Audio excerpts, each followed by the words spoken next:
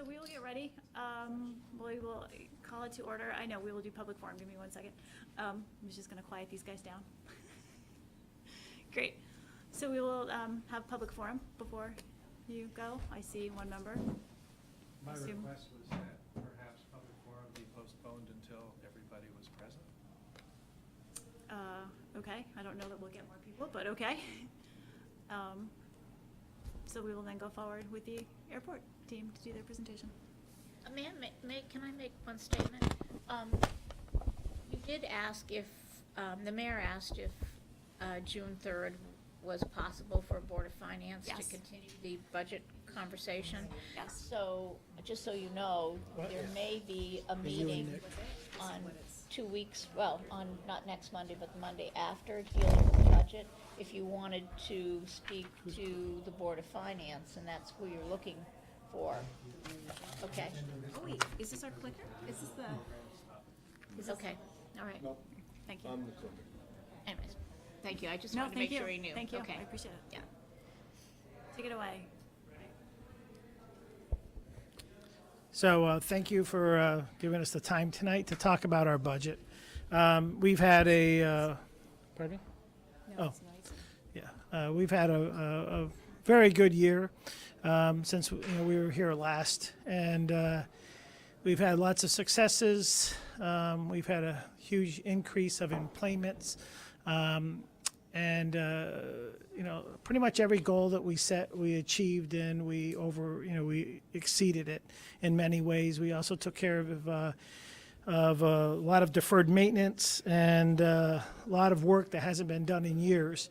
So we'll talk about that today, Nick and Marie.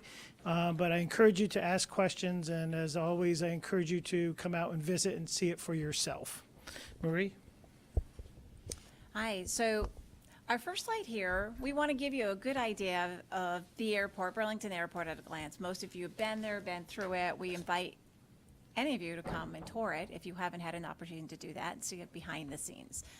So we are, for this area, for northern New York, for Vermont, even for eastern Quebec, and even as far as in New Hampshire, we are the main travel commercial center. People come here because of the services that we offer. And that's recognized. We just had a meeting with Moody's, and they recognize that we are a major hub for the economic driver, for how people get to and from here and how we get places. So, and as Jean mentioned, our employments and the number of people coming to the airport has increased significantly. We'll talk about that as we go through. Our budget is divided. We group it by the kinds of things that we do. So administration, our terminal, our airfield, that's where the runways and aprons are, industrial park and other buildings. So when you're looking at our budget, you're going to notice we've got a section for each of those things, and we have revenues and expenses under there, just in case you ever have any questions.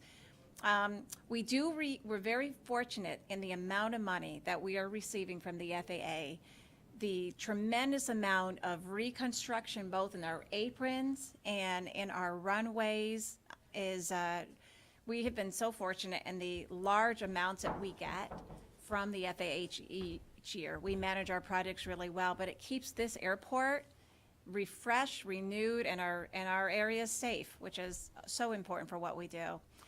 And part of what Marie's saying is we're on roughly a 25-year schedule that everything has to be turned over, and we are right on schedule to bringing the airport on the services outside up to date. So we have been, like Marie says, very fortunate to get the federal funds to do the work that we've needed to do. So we're in great shape. I would anticipate about 3 years we'll be pretty much where we need to be ahead of that curve. To put it in context too, we're managing approximately $50 million worth of federally granted projects. This $27 million that you see on the slide here is in anticipation of the next fiscal year.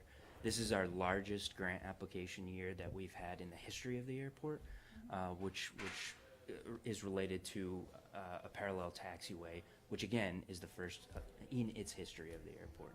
And one thing I want to say is you'll run into this, I know you've run into it with City Hall Park and other projects, but this project in particular was a $17 million Stantec project that ended up coming in at 27 million. So we had to have several conversations with the FAA, but it's rampant throughout New England, these excessive costs that we were not anticipating. This is how we make improvements to our runway, how we can take on and keep up the level of service and airlines and make all of these things. If you happen to be coming through the airport, either you're flying or you're picking anybody up, you're going to notice if you're on the walkway from the north side of the parking lot and you're walking over, you're going to see a tremendous project right there happening on the apron. So we have a lot of construction that is going on at the airport all the time. We also, not yet. Thank you. Thank you, He's ready Rich. for you. He's ready. He's ready. Love you, Rich. I do too. People stay on Way to time. keep the moving, keep it along, Rich. I know we're on slide 3, Ms. 16. Yeah, we're good. 5 minutes. We're good. We got cover pages in there. We're good. 10-minute presentation. So we have, we have number of seats that the airlines are offering are up 22% this year. It is tremendous. What that means is we've got bigger planes, we've got more routes that are coming in, and we'll talk some more about that. So tremendous opportunity for anybody who wants to fly to or from Burlington is it there.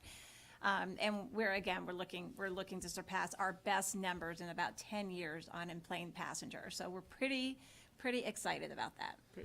So Next. just a broad overview on you can go to 5, I think, yeah. On all of our services at the airport. Of course, you recognize many of them as being longtime partners of the airport, Delta, United, JetBlue, American. But we've added service to each one of those airlines throughout the last year.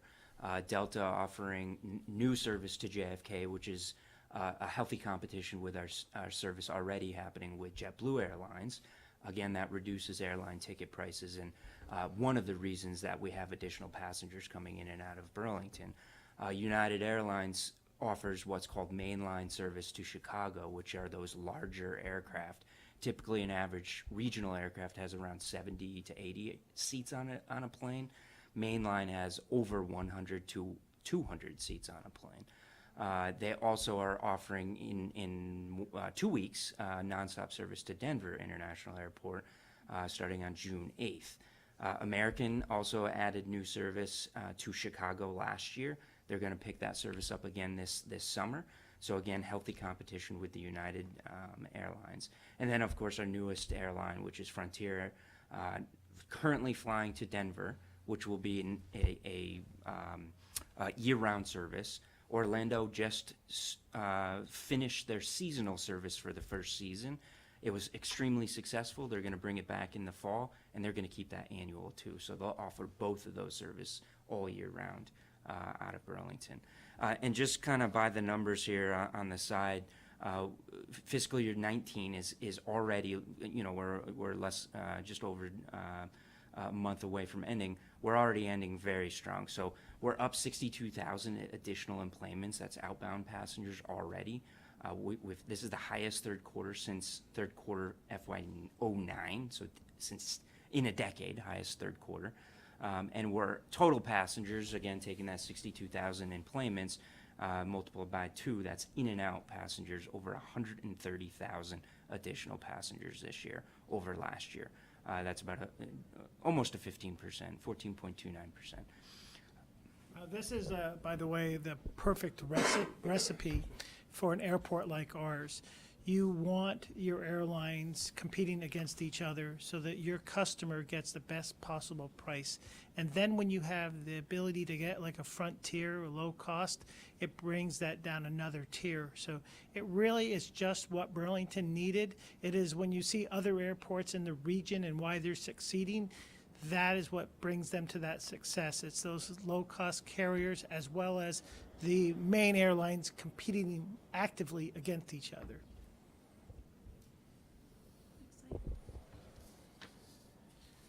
So we have 51 employees. We've gone through a few reorgs. Last year we went through with our ambassadors. We were very successful. It was really just taking care of the people who work for us, and they are now employees of the city. They're getting city benefits. It's a real win-win. It's something that needed to be done. It was a transition from the past. It was a cleanup that we needed to do, and we've done it. This year, I will be back this next year to talk to you about salaries. I hope to review all salaries this year of the airport, except probably the director because I'm a mayoral appointee, but I believe all others should be evaluated, and we should be paying our employees that of what the industry pays employees. My biggest concern is we have absolutely amazing employees, but the industry will eat them, take them away from us, and we need to protect our employees. We need to take our employees, take good care of our employees. So I will be coming back to you with some sort of a survey representing, what I consider to be fair compensation for an airport our size. So expect to have some discussions about it, and I hope to give you more information so that if there is a move that's needed, we'll be making it, and we will be budgeting for that as well.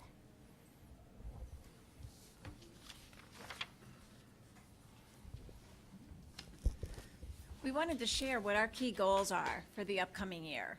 Safety and security are always at the forefront of our mind with everything that we do. We live in a world and an industry that is absolutely essential to make our customer experience, vibrant and enjoyable. And you don't always notice that it's going on, but it's going on. We've spent a lot of money in upgrading technology, a lot of money in upgrading cameras and other security things. That all goes on behind the scene, and we're always sort of thinking about that and improving lighting in areas or garage or even around the terminal and things like that. The second item we have on there is our debt coverage score. It's super important for the airport to stay healthy and remain healthy. It wasn't all that long ago, back in 2010, 2011, that the airport ran into some financial trouble. And this has been an absolute forefront of Gene's leadership here, and the city's leadership, and the mayor's objective is to make sure that the airport remains healthy and viable for not only for today, but for the future and future generations. The air service development and Real quick on that yeah. one too, and it's spelled out in there as well, but the airline agreement that we have signed as of 2 fiscal years ago is paramount to that. Because of that 1.5, our bond covenant is 1.25, but our airline agreement maintains that 1.5 debt service coverage ratio. So that's going to be paramount with those relationships that we have in the previous slides continuing forward as well. Of course, another key goal is the air service development and, of course, the marketing of the airport throughout the region. That's always going to be our top priority. Like Gene just said, it's so important to maintain the diversity of airlines that we have today. Manchester, New Hampshire is a great example of what's called in the industry the Southwest effect, where one airline comes in and kind of takes over the market and then pulls out of the airport altogether. And that's something that we don't see right now because of the diverse airlines that we have in play and will continue to have in play, and will continue to help market and expand those services. Yeah, it's not a good time to get insecure. When you're negotiating with the airlines, you need to be tough, and you need to negotiate your position and make sure that you're not putting yourself or giving away your tomorrow for today. So we will always be, as long as, it's the right thing to do, we'll be diverse, in our airline folks that we deal with. And then the last two items we have on there are reserves. It's really important, again, for the financial health of the airport. We've increased our cash, I'll say our checking account balances from very, very little, we'll say 1 day cash on hand 9 years ago, and we have been able to really grow that to a healthy, reasonable to manage all of the things that we do here at the airport. And of course, asset management, what does that mean? It means we have a lot of infrastructure. Infrastructure could be from runways and aprons and our buildings and our garage and our roadways and parking lots, and all of these things contribute. We manage them. We don't want to ignore them. We don't want to come to you and say we have a problem with this. So we spend a lot of money. As we've been so successful these last few years, and our revenues have been higher than what we were forecasting due to more people, more traffic. We have taken that and we have reinvested. We've been very, very active about having lists and being able to take that and upgrade those things, like we've done roofs and we've done we've spent a lot of money upgrading HVAC systems and just carpeting and seating and all kinds of things that we've done here at the airport. And you may see, that maybe Moody's or other people want us to have more days on cash on hand, and I'm really happy with what we have. I think that you can tie up too much money in your tomorrows. I'm very content. The airlines do not want us to have money just tied up that's not working for us. So I'm content, and I'll probably stay steady right where we're at. And I think it's the right place for our airport during this time.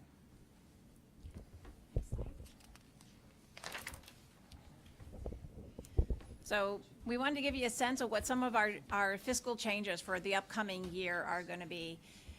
We've been able, because we've been successful with our revenues, we've been able to maintain keeping our terminal rent and our landing rates. These are primarily the charges to the airlines, though into other concessionaires. We've been able to keep them the same for, this will be the third year in a row. So we're trying to be good partners with the airlines so that they can make a healthy return being at our airport, and therefore grow with us. We continue to focus on things we call them non-airline revenues, so that might be concessions and renting out any available spaces or buildings that we have. We want to make every single asset that we have do what's best, have a market rate, and make sure that it's rentable. Our garage revenues have, with the improved traffic, have gone up tremendously. This year alone, we're up about $500,000, and that's on top of last year being up $400,000+. So our garage revenues have been, again, a way for us to reinvest in a lot of our assets and be financially healthy. We're also up in our Reinforcing Vermont campaign, about 150,000. We'll be opening this week our Flynn exhibit, which is a full screen of the stage of the Flynn. But we try to work really hard to make sure that we're representing our region and our state, and make money doing it.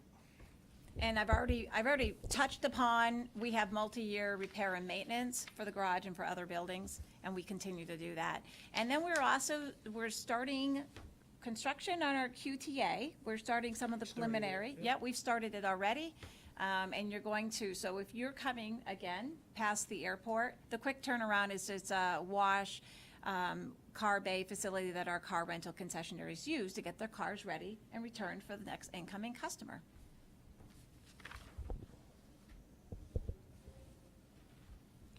Yep. So what are some of our challenges? Well, again, I've already touched upon it. We're taking money and monitoring how we're doing, and as it becomes available, putting it into repairs and maintenance. Our new budget has a new sub-program. We're calling it the QTA facility, and this is to manage the facility that we are currently building. We're going to be managing that property differently than the previous one. We're going to continue to prove our reserves, within management, and we always manage our cash.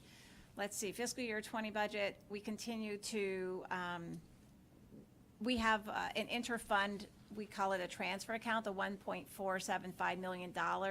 What happens is monies that we get from the government, we have a match on them, and that we also, the state has a cap on how much money that they give to us. So that money covers the local share and sometimes a portion of the state portion that we have to do to match these AIP grants that we're getting from the FAA. Long-term, we do go under what we call a PFC application, and we can get reimbursement from that. So other things, with just some of our challenges, stormwater, underground injections, we've had some challenges with that and maintaining it, and the expenses that are related to that. And we continue to look for we have on our website, we're always looking for renters or rental opportunities if we have available space. Did you want to talk about any of these people? No, that's all right. All right. I think we're running out of time. I think we are. So who wants to talk about, next one, go back up one. There. Who wants to talk about that? We've talked about employments a lot, but this is just our historical level of employments, of course, with 2019 projected on target to hit almost that 700,000 employment mark. And then the 2020 budgeted, which is that 688 in the bottom right-hand corner.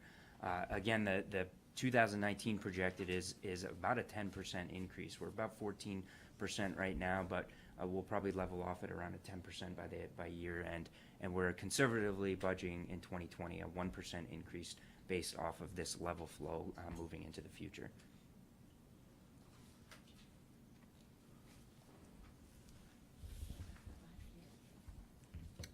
Questions? After 100 years, next year will be 100 years that the city is on the airport. Councilor Busher, and then Pine, and then Paul. I think I saw the order. Sorry. I'm sorry. Oh. I said Councilor Busher, then I think Pine and Councilor Paul. Oh, okay.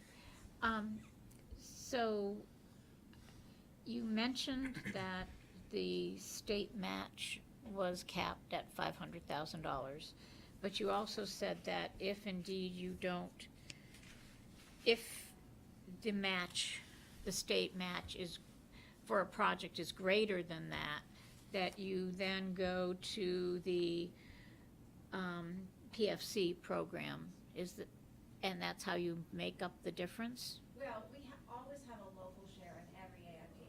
So they pay, the feds pay 90%, and the state typically would cover 6%, which they used to always do, but they don't have the ability to continue to do that, and so they've been putting a cap and say, here's what you get this year. So what we're starting to run into, because our funding is so good from the FAA, we're actually could use more money from the state of Vermont.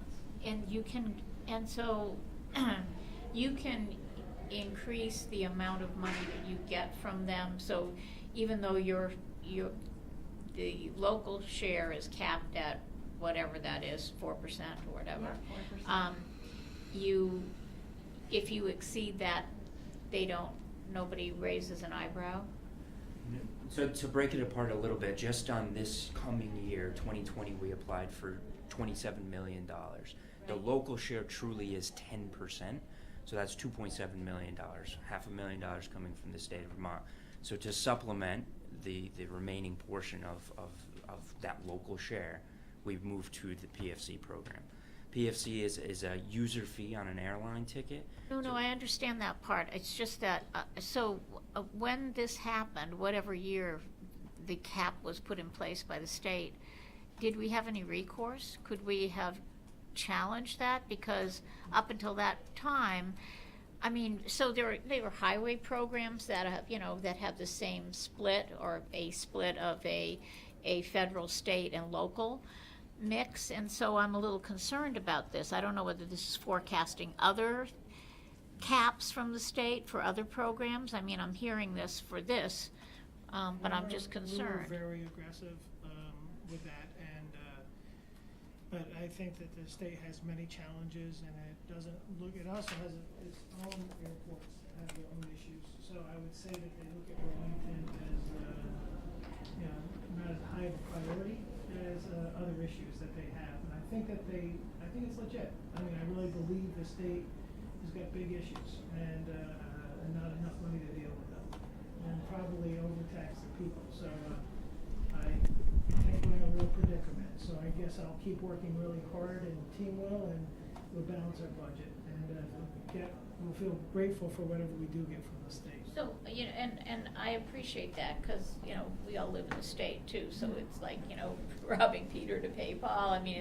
It's a shell game, but I just wondered if anyone had challenged the 500,000 and maybe thought maybe $1 million would be more appropriate. That's all. I understand the need for a cap, but I guess I understand it. Only as much as you could challenge Montpelier.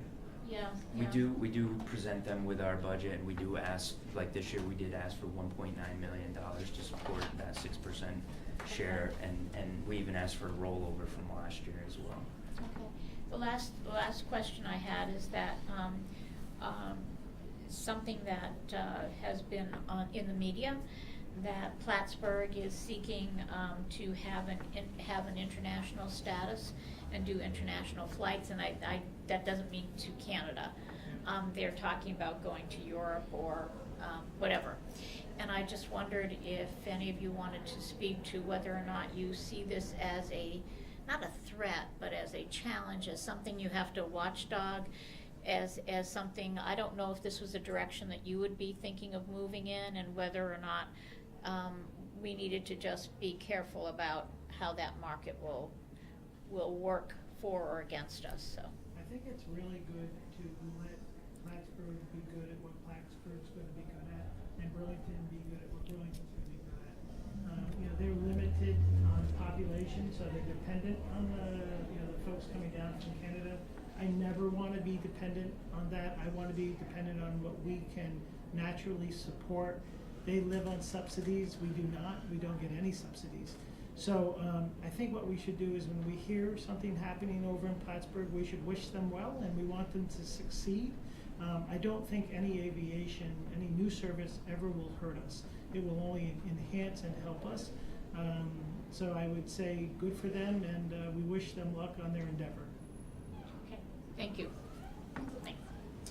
Talk a little about the effort to regionalize our airport and what you see as the potential down the road for that discussion to where's it at and where's it going? I think it's good that it's a healthy conversation to have.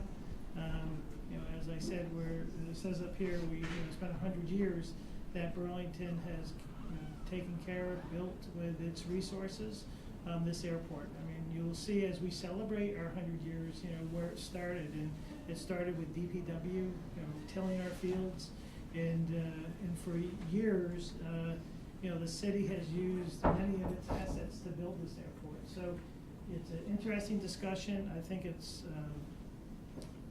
worth having, but unless there's a value in some way that's associated with it, it shouldn't even take place. And then I think you have to ask, why would we sell it?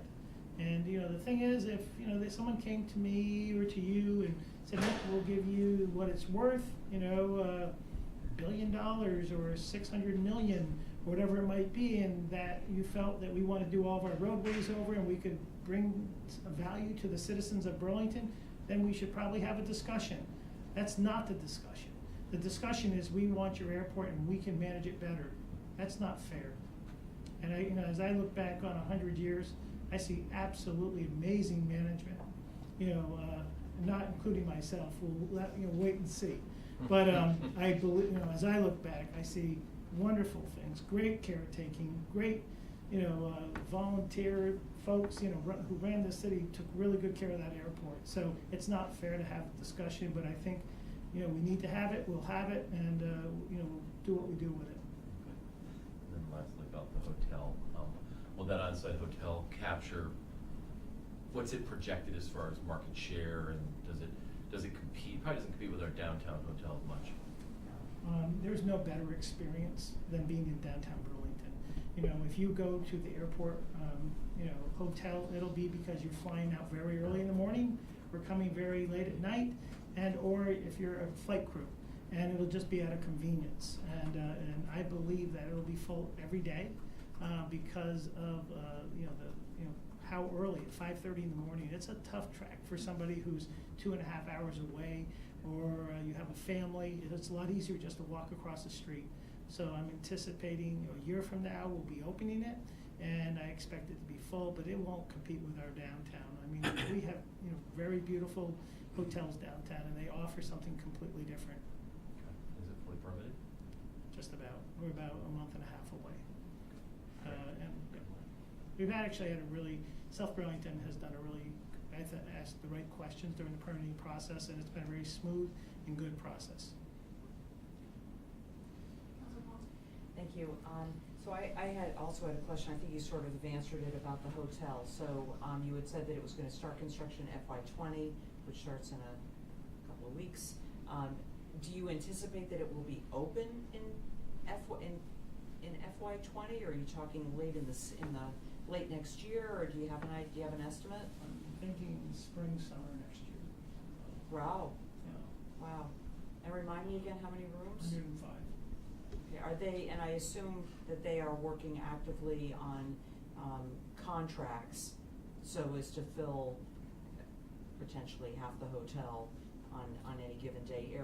Contracts with the airlines. I mean, there are a number of people who don't fly, don't fly for pleasure, but fly in and out of here for business, particularly the people who are airline staff.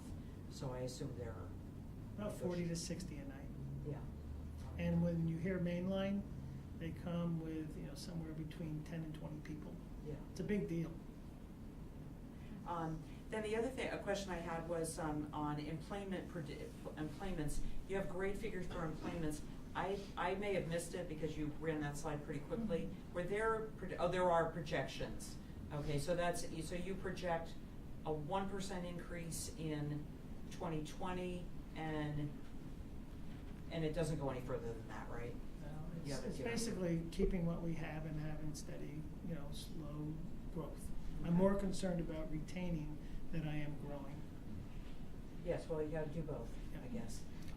And then just the last thing I wanted to say is that I do agree that the airport has been managed well.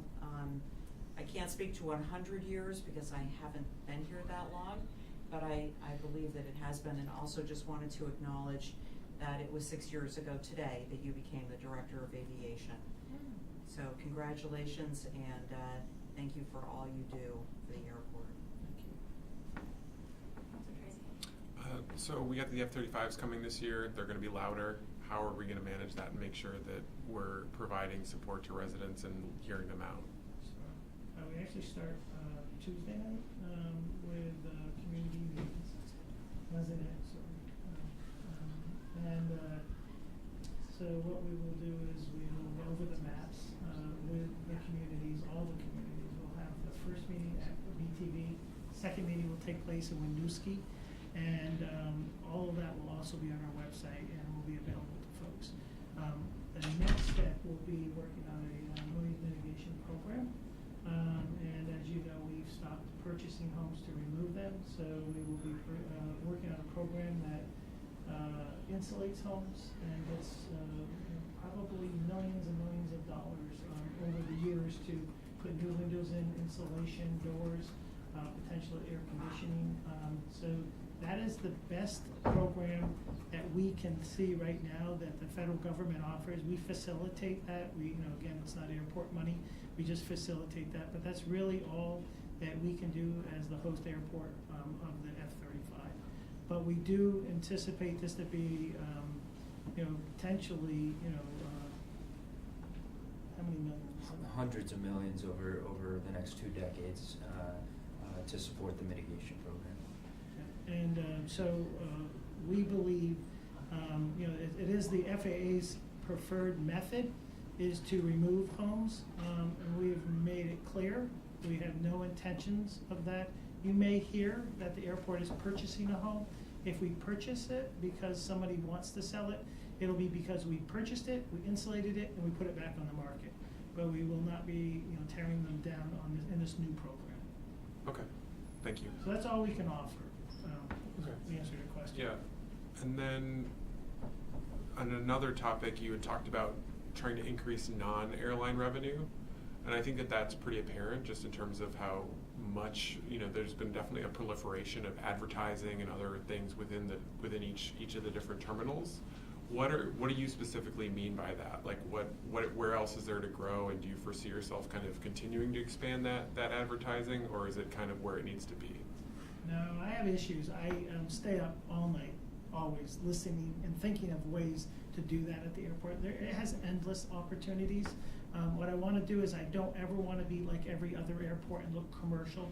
I want to be an airport that brings value, stimulates our folks. Like if you look at what we did with Champlain College or with Bag Bomb, it's something that you do with the advertising. So what we just did with the Flint Theater, it'll be a screen. It's something that really will. It's almost like I don't know. It's just kind of brings out the not fun part about advertising and makes it more fun. So I will continue to be creative.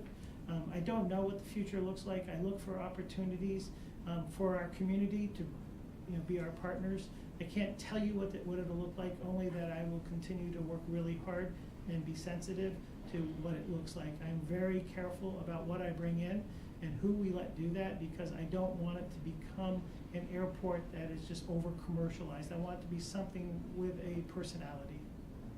Right, yeah, no, I certainly appreciate that. I think that we're starting to run up against that, at least in my mind. Like, in and out of a lot of airports, it feels like it's getting a little cheesy, a little campy in some respects. I like the emphasis on local, but, some of the things are just, I think, taking it a little too far in a way that, I don't know, kind of may detract from the experience. So I think it's a fine line. I think you kind of know, you seem to understand that, but I just don't want us to sell out our identity and make it and lose some of the charm of the small airport in pursuit of what may be a smaller budget item, because I think that there's other ways to do that, and I don't know, I just wouldn't want us to lose that. So that's just something I noticed recently, having been in the airport and traveled through, is that we have a lot more stuff than a lot of other airports in terms of just the terminal experience, and so I don't want to get too crowded with that, I guess is my When point. you see those things, if you wouldn't mind shooting me off an email, because I only have my own personal experiences and interpretations of what I consider that to be. So it helps when people reach out and they say, maybe you've gone a little too far in this one area, like we don't like cottage cheese, don't put that up. And I don't know what it is, but it helps me better define where we're going. Yeah. I wanna be good. Yeah, no, and I love, like I said, I love that it's all local. That it's pretty much all local companies. I think that's great. It's just I feel like there's a balance. Is all I'm trying to get across. Can you talk a little bit about your parking, your numbers, and whether you need more, or have you explored more? And I wanted to know specifically, have you considered like a long-term parking lot ever, or long-term parking lot garage? I know there's some revenue lost to Thrifty and things like that. I mean, not substantial, I'm sure, but. We have thought about that. There's an expense related to it, transporting people back and forth. So we're not quite ready. We still have capacity in the garage. I don't mind losing some volume to people who want to walk or go to Thrifty. I think that's a choice that they have to make. And I think we don't want to take out that part of the market. I think we have not ever had a day where we don't have some parking. But the answer is we have in our master plan, we plan on having parking, $5 parking, on the northern end of the airport, where people, it's still very walkable. It's about 100 yards maybe, and people can walk from that area. I just have to find a way to gate it, maintain it, and take care of it so that we preserve the revenue. The way we look at kind of parking as a whole is a ground transportation structure. So you have, like you said, you have Thrifty offsite, but then we have our car rental companies on site. We have a parking garage, and then we have transportation network companies like Uber and Lyft and things. A lot of airports see a decline in their parking garage revenue because of the introduction of Uber and Lyft. We're not seeing that. We're seeing an increase in both the TNC revenue and the parking garage revenue and the car rental revenue. So we see it as a whole and as a seasonality thing too. So when car rental companies go up, our parking garage capacity or our demand goes down, and vice versa. When our parking garage capacity goes up, our car rental companies go down. So it's a really nice balance right now on the increase of total passengers coming to the We've done airport. better signage, and that's what the impression a lot of people get when you go in. There's no parking, where you have to go to the 4th or 5th floor to get that. So we put up better signage, and we also, the mayor challenged us to that in our BSTAT, and we have done promotions in the free press in different places where if you get a day for free if you park a week. So that seems to be working. So right now, my hope is to just keep the garage full or close to it, and if we lose a little bit, I will make that up. I anticipate in another way. Just quickly, more of a comment, which is, I appreciate your answer about the regionalization of the airport. And the fact is, I don't think that we should spend a lot of time on that particular discussion. I know there were bills that were introduced in the legislature that didn't really see the light of day, from my understanding, from South Burlington, Winooski reps. I think the more appropriate discussion is finding a way to give those towns a little bit more representation of some kind. But unless they are willing to do as you suggested, and I have heard nothing like that, I don't think we should be entertaining or wasting a lot of time on that type of discussion because the airport is running very well and successful, and we shouldn't be fooling around with something that is so important to the economy of our city and the region and the state. Good. Okay, we will, as the teams are switching, BD's waiting patiently if we want to go back to public forum. Did you say earlier that the mayor would be joining us late? My understanding is he will be joining us. I don't mind waiting if you don't mind. Fine. Dan, I think BD will be more than happy to get started. Thank you all very much. Thank you.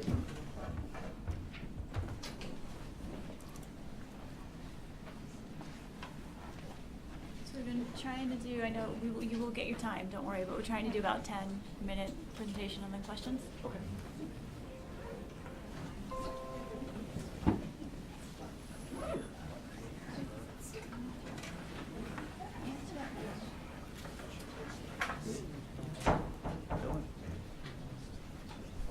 Are you driving that, or Rich? Which is in charge. All right. Good afternoon. Darren Springer with Burlington Electric Department. I want to introduce the team who's here with me, kind of scattered throughout the room.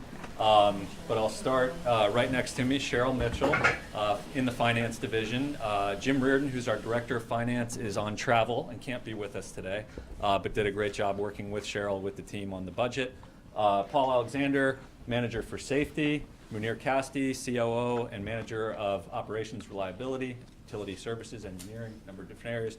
Mary Peterson, Manager of Strategy and Innovation. Mike Kanarek, Manager of Customer Care, Communications and Energy Services, and James Gibbons, Director of Policy and Planning, are all here with me. So I won't bury the lead. The budget we've developed goes an 11th year without requiring a rate case. That's something that we work very hard to achieve. That's something that's a fairly unique accomplishment, I think, in the state and really even nationally, particularly if you look at some of the things that BD has done over the last 11 years. So obviously that's our assumption going in. We monitor as we go, but 11 years with no rate case. We are facing some challenging trends, and those are outlined here and in the following charts. Decline in rec revenues and sales to customers. We've had that trend for a couple of years now. That continues into FY20. We see some recovery from that in FY21, but for the moment we still are challenged with those declines. We balance those declines in FY20 with savings, particularly in the power supply budget, as well as some other cost savings throughout the budget. And critically, we're still making the investments that we need to make. We have an IT forward upgrade, capital upgrade that's been in the works. We have gone to RFP for that. We have vendors who are coming in for demos this summer. This budget includes the funding to carry that project forward. We are also doing some overdue maintenance at a few of our plants, including the gas turbine and Winooski 1. And we're funding the net zero programs for customers that we've been rolling out and will continue to roll out as part of the budget. So this is just a visual representation of the rec revenues. You can see that in the middle part of the decade, revenues were high, rec prices were high. They've come down a pretty good amount since that time. They're forecast, as you can see, to kind of continue a downward trend for the moment, but then they're bouncing back up in some of the out years. So we have some modest recovery there with the rec prices. Next. This next slide is actually good news for us overall. The capacity prices that we pay are based on how much energy we're using during the 1 hour of the year when the ISO New England grid is peaking.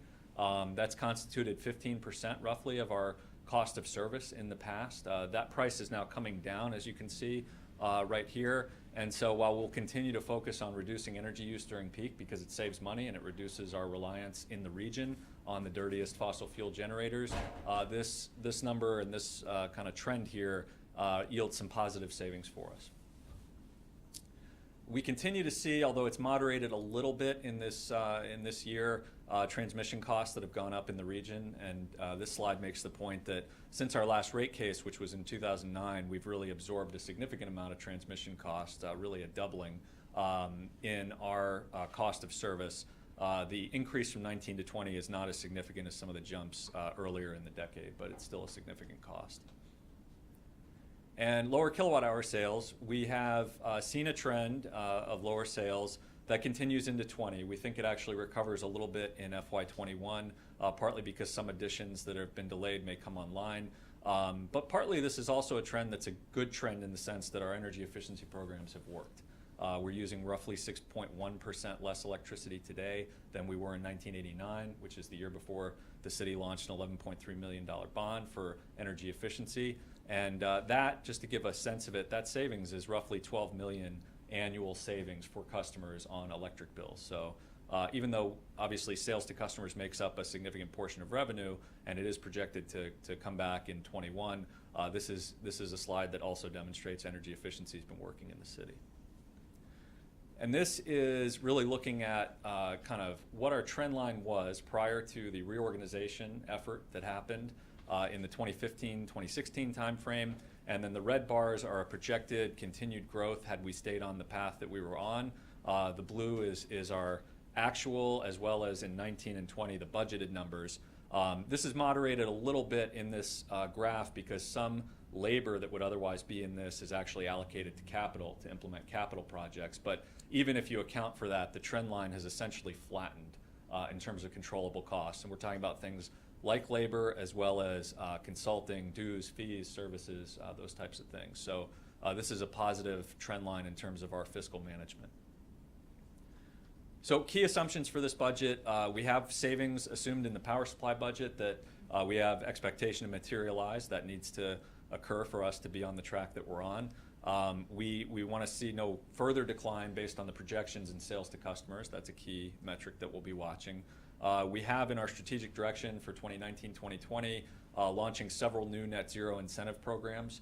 One that's in that plan was actually just recently launched, which is our new electric lawnmower rebate program, which has gotten quite a bit of good uptake just in the last week or so that it's been available. I think several hardware stores in town have sold out of electric lawnmowers.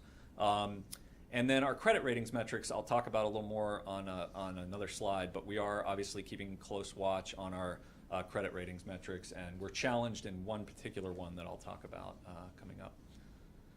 So, in terms of capital, we want to maintain and improve our infrastructure. The work I mentioned, McNeil, Winooski 1, and the GT, as well as the IT upgrades, are part of $7.9 million capital budget. That does not include customer contributions, so customer work that we charge for goes on top of that and makes the capital plan look closer to, I think, about 10 million with that. And that does include $650,000 roughly for Velco equity. We continue to invest in Velco, the statewide transmission company, which we are a member of as well, and yields a return for ratepayers. Safety is number one value. We continue to invest in safety. We had our first ever safety day where everybody in the operations team took an opportunity during the course of a day to do training. We did chainsaw training this past year. We did pull top rescue, and we've got plans to do additional work around that as well. We think it's important to have days where we dedicate our work to safety and to training and have everybody understand that that's a priority. We continue to boost training and education opportunities throughout the company. We've been going through the tiering process, which you all have seen the results from, the early results. So we continue to budget with that in mind. And obviously we're going to continue our electric vehicle, our plug-in hybrid rebates. This budget has funding in it for several new public charging stations, including a partnership with CarShare to launch a CarShare pilot program where folks who are part of CarShare will be able to have an EV as a part of that fleet, and we'll have a public charger that'll be dedicated to that. And I mentioned the lawn and equipment incentives, which are already out. We're looking at heat pump incentives as well. This is a graphic representation of the capital program. In the chart for the FY20 budget, you'll see the 7.2 million. That's the capital number without customer contributions and without Velco equity included. The 7.9 million includes the Velco equity, and then you see we have customer contribution that takes it up closer to almost 10 million.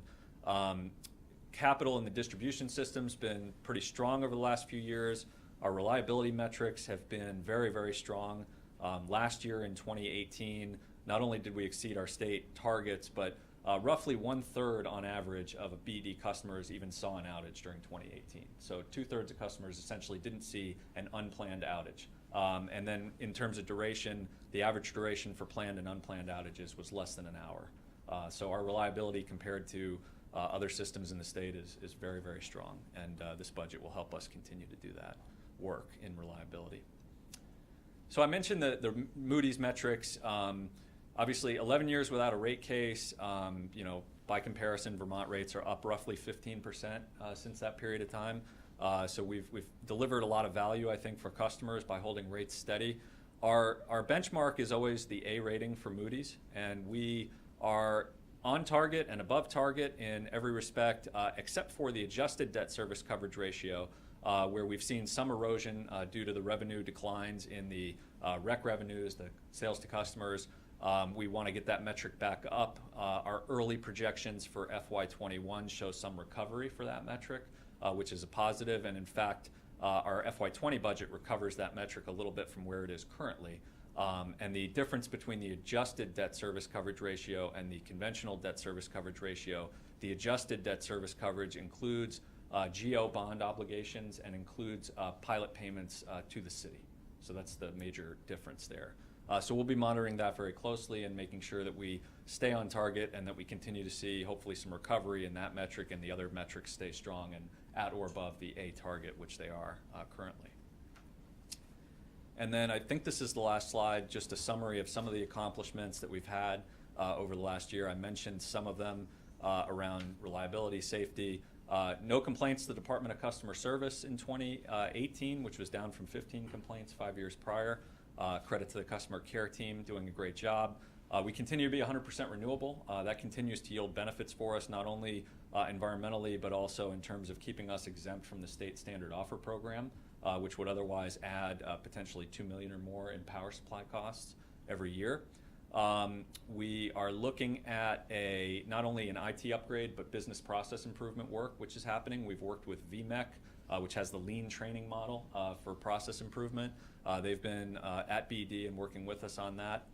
At McNeil, we've seen a really positive trend in terms of lower fuel costs for wood. Our wood supply costs have come down significantly over the last few years, and the McNeil budget reflects that and is actually looking a lot better because of that lowering of the wood prices. And then I mentioned, I think most of these items, we do have a $500 bonus incentive going right now with the other efficiency utilities in the state, with Efficiency Vermont, Vermont Gas for weatherization to support low-income, moderate-income weatherization. We continue to offer our EV rate, 60 cents a gallon equivalent of gas to charge up an electric vehicle. We're looking at ways to make that even more accessible. Right now you need a level 2 home charger, but we're hoping in the near future to offer even easier ways for customers to sign up for that.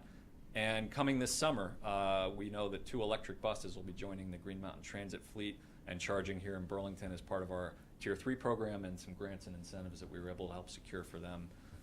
As well as we'll be completing our work on the Net Zero Roadmap, which will be an analysis, a comprehensive analysis of the pathways to get to that goal of reducing and eliminating fossil fuel use, not just for electricity, but heating and transportation in the coming years. So that'll be a very useful analysis for us, and we're getting close to that being done. I think right now the target is sometime towards the end of July we'll have that finished. And I think that's our slide. Now hopefully I kept us on track time-wise.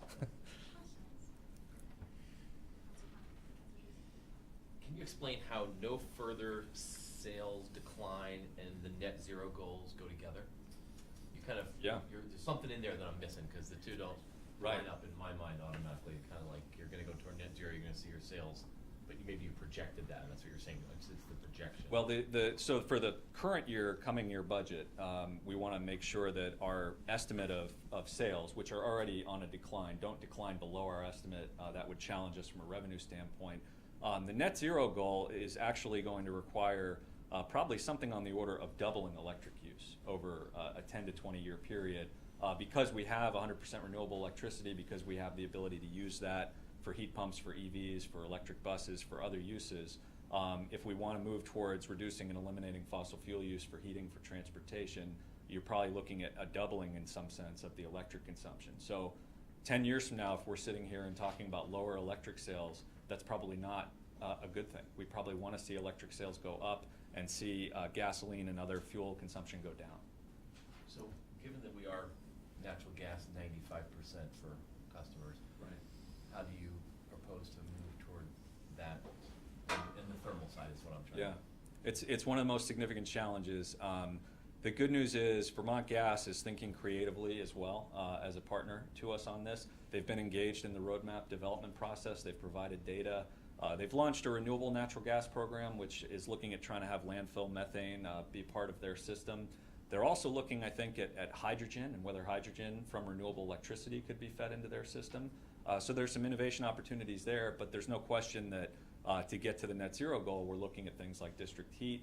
We're looking at things like additional heat pump exposure and deployment, and certainly additional weatherization. All of those things factor in to get to that level of penetration. So one of the challenges for us with heat pumps is I have them, and people do have them who have natural gas service, but they're not necessarily economic to switch to a heat pump versus gas at today's prices. Some folks do it for the environmental reason or for comfort. Some do it because they want an efficient air conditioning option as well. But we want to look at options to make it more economic for customers to look at heat pumps as part of that portfolio. And that's when I alluded to new net zero incentives this year. That's one of the areas that we're focused on. And then lastly, the adjusted debt service coverage ratio was a little tough to get my head around. What does Moody's care about? Which one do they care about? They care about all three of them together. They care about days cash on hand, debt service, and adjusted debt service. But those are only a factor in the rating. They're also looking at broader things like how we're being managed, what's the appetite for the Public Utility Commission to approve a rate increase when we need one. Those are the types of things we get asked about. What's the strength of the local economy? So in a variety of ways, we have a very strong case with Moody's. It's really just that one metric, which is not quite where we want it to be, mainly because of that erosion with revenue. Councilor Tracy. Can you just tell us where we are with the conversation on district energy and how that's going to be advancing in the coming year? Absolutely. We had legislation that is now, I checked the website today, has been sent to the governor, so it's passed in the legislature, that would allow us to use some of our thermal efficiency funds to support the next phase of work, which is the advanced engineering and design phase for that project.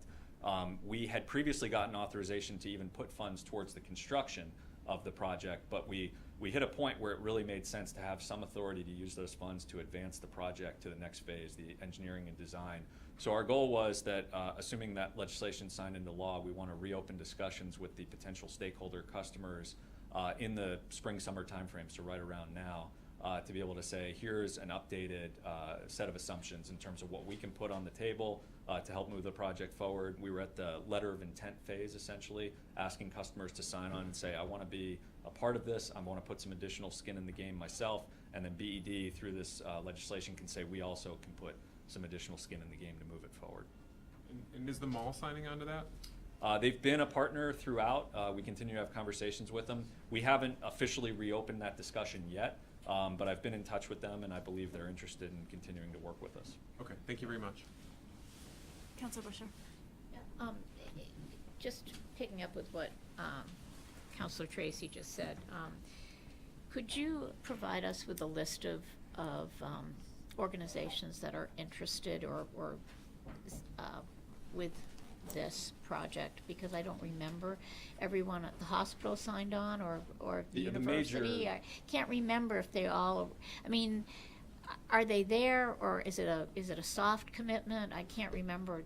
Yeah, no, it's good. It's a good question. The context is we had an original feasibility study. Right. And the major stakeholders were the Burlington City Place, the UVM Medical, University of Vermont for some of their buildings, right. Burlington Electric, Vermont Gas were the key partners together. And that feasibility work was completed, but those continue to be the major folks involved. The state government has a few buildings that could potentially be involved.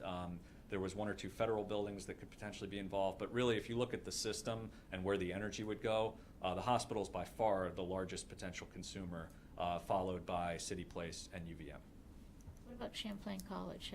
Were they at all interested? I mean, I know they're small, but I just... Yeah, they weren't part of the original feasibility route that was selected. So it's entirely possible they would be interested, but just to get that initial route built, they weren't one of the key folks to hook up.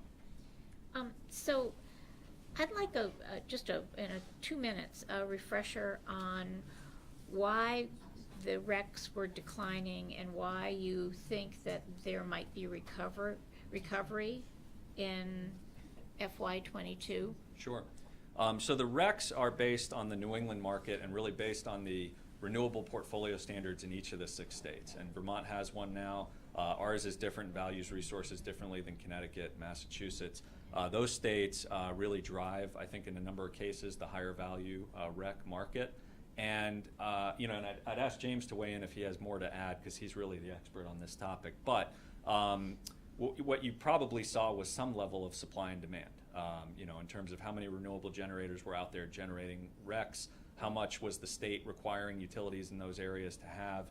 Has that softened? Is there now kind of a supply and demand that's going to change over the next few years, because Connecticut in particular changed their statute and changed in terms of not only the cost that they allow to be recovered, but the quantity that they want. So really, I don't pretend to understand those markets perfectly. I don't know that anybody does. But James, if anybody does in BED, James is the person who does.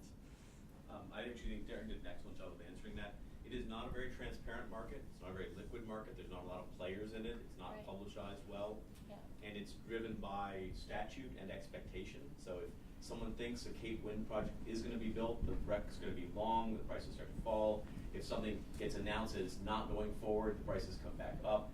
What we have seen is a recovery in the rec prices in the most recent, because of the announcement of shutdown of a couple of biomass plants, I think, driving it right now. And the rec prices had fallen to maybe $6 a rec for 2018 recs, and then they recovered to right now they were sitting around $16 or $18 in the space of like 2 months. I mean, that's the kind of dynamics you've got on these markets. Okay, so it's volatile. It's volatile, very Okay. volatile. It's an absolute market that is very sensitive to too much or too little. In other words, it tends to collapse either to the floor or to go to the maximum levels. Because if you know there's plenty, then it's a musical chair with too many chairs and Right. it falls. Right. If you know there's not enough, you've got a penalty price that you'll have to pay as a load-serving entity for not complying, and you know what that is. So, I see. right now, though, what we can do and what we have been doing is we watch for the timing and we decide we're going to sell recs in advance of delivery. So if you looked at our graph of rec revenues, the prices have not fallen anywhere near, the revenues have not fallen as much as the prices, because we entered multi-year commitments while the prices were high. Right. And as long as they come back up again before all of those roll off, we can buffer the effect. Okay. Okay. Thank you. Councilor Hanson? Yeah, thank you so much. This is really impressive stuff. There were a couple areas I was hoping to hit on. Can you talk about any shaving measures that you all are doing? There are 2 primary items that we're working on when it comes to the peak shaving. And again, that's looking typically at the summer, the 1 hour in the summer when the New England grid is using the most energy, and how much are we using during that time. And solar has been helpful to us in shaving that. We've had some benefit there. We have the Defeat the Peak program, which is sort of a community-driven program where we ask folks in the residential and commercial sector to sign up, get email updates from us, and then we call a peak event. Typically it'd be 6 to 8 times during the summer when we know it's going to be one of the days that may be a potential peak. Typically the hours are going to be sometime between about 3 in the afternoon and 8 in the evening. That will change from time to time depending on what's going on in the region.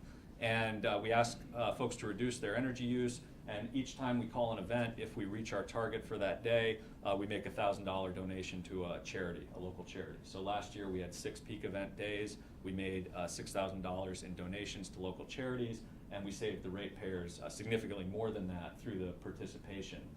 So that's one program that we'll be continuing to bolster this year. The other is a pilot program with a company called Omega Grid, which is using a blockchain system with commercial customers. And with that, we're not only looking at the annual peak, we're looking at the Vermont monthly peak and how much energy is being used in Vermont. Some of our charges are related to that. So we look at when the Vermont peak is going to happen, and these companies can get a signal from us via the blockchain program and reduce their energy use during that period of time. James has more. I just want to offer one other, which is that we're getting ready to start a process of replacing our old radio-controlled water heater controls with a much more dynamic device made by a local company called Packetized Energy, which takes away that whole structure where it's like 6 o'clock off, 10 o'clock on, and allows us to stack those and destack those to essentially save peak. So we're going to be starting with, we actually have them out in the field, we have a lot of them. We're going to start asking people to replace their old radio controls with these new devices to stay on that rate we have where they get credit. This was the Power Miser rate, Old for, Power Miser rate. for folks who are. But it used to be a radio signal system. Thank you. And can can you speak to the gas turbine? Is there a long-term plan to phase that out over time? Or? So the gas turbine is one of our power plants down on the waterfront. It's actually runs almost never, but it happens to be very profitable to keep it in service because it can meet demand during those costly peak times. So it helps us in terms of revenue. It's due for an overhaul this year, so that's part of the capital program is to do an overhaul of one of the jets there. We haven't looked at phasing it out. What we have looked at is converting it to biodiesel. So we did an analysis that looked at whether there'd be adequate supply in the region of biodiesel, either through restaurant vegetable oil or other sources, and what it would cost us to be able to switch some portion or all of the fuel supply to biodiesel, which would make it a renewable plant. So we want to get through the overhaul process. It's probably been in need of that for a couple of years, and then we're looking at that as a longer-term option. That's great, because then you can keep the revenue benefits too, but Exactly. also get rid of, because those things are pretty heavy Yes. consumers. Even though it's that short window, that's a pretty big chunk. Did you have something on that one?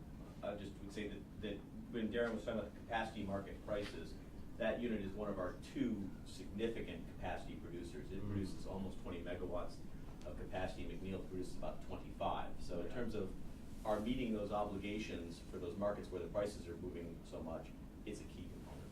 Yeah, yeah. So, yeah. But the biodiesel would be the nice way to sort of solve that emotional angst I have. Yeah, that makes sense. So for the EV rebate, what has the uptake looks like for that, and what are we looking at to kind of boost the low income side of that? So we're roughly 80 customers who have taken a EV or plug-in hybrid rebate. We've had the program since May of 2017, although we've revised it a couple times, changed the pricing structure.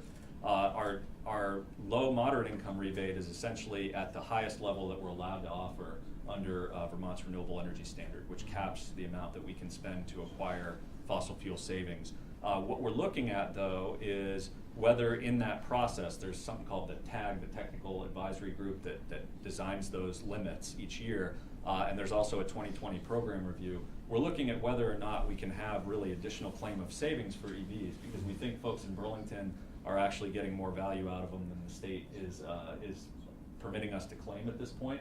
If that was the case, we'd have an opportunity to claim more savings and offer a better incentive. But currently, for low moderate income, we've had 3 customers who have taken advantage, and we have also offered the EV rate, but we haven't gotten quite the uptake there that we wanted as well. So we're constantly looking as we roll these things out. These are all new, and we're getting the benefit of having folks test them, try them, and give us feedback. And 80 rebates on the one hand is not a bad thing, but it's nowhere near the scale of change that we want to see. So we're constantly kind of reevaluating that. Yeah. Are you looking kind of on like the marketing and outreach side of that then? Because you're bottlenecked on that. Yeah, we are. We've tried to have partnerships with dealers.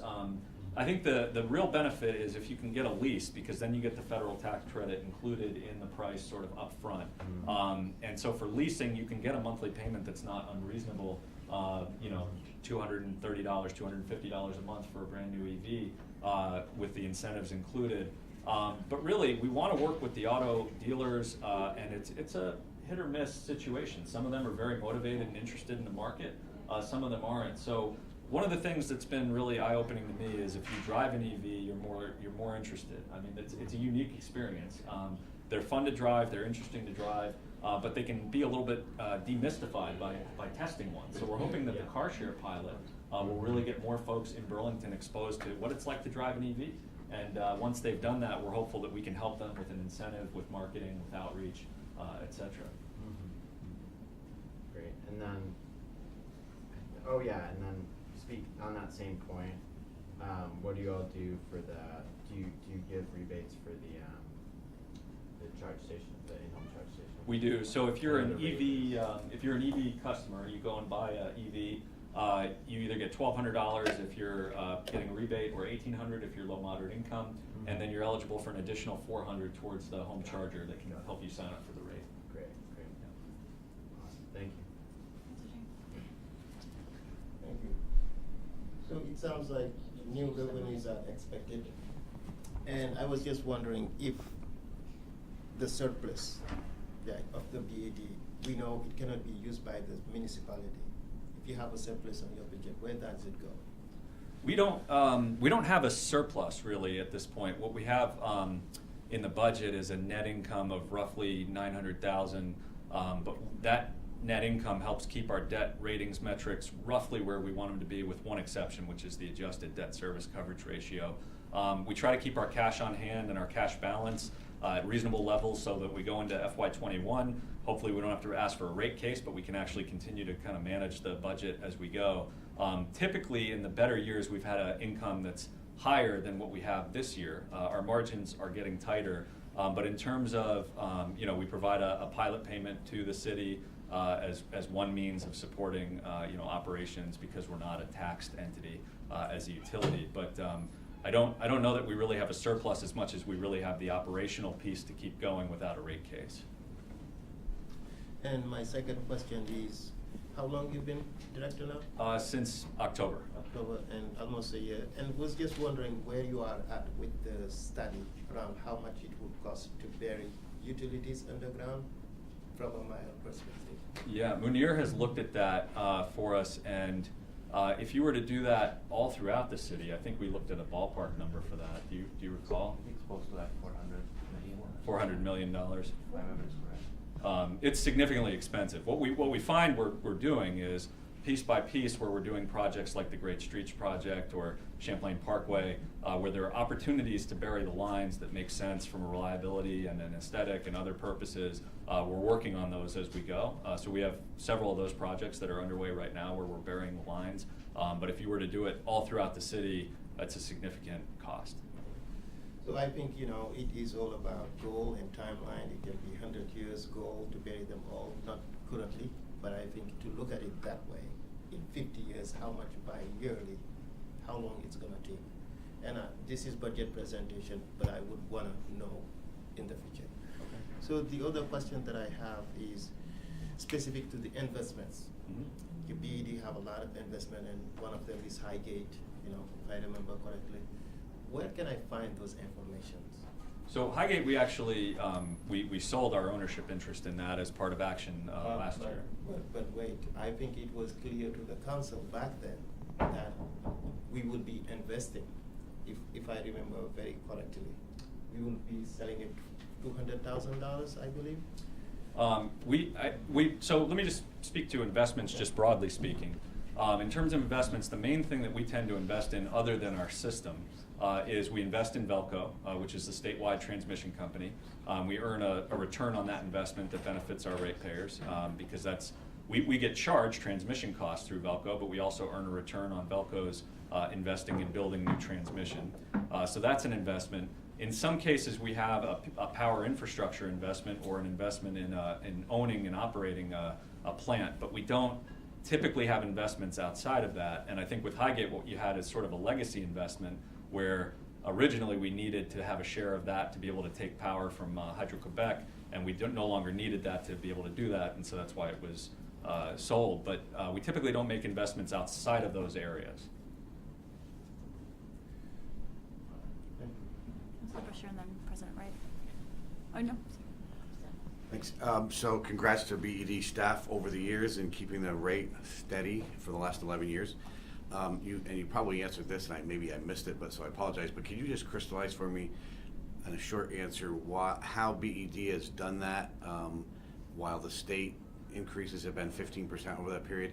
And are you projecting likely rate increases in the coming years?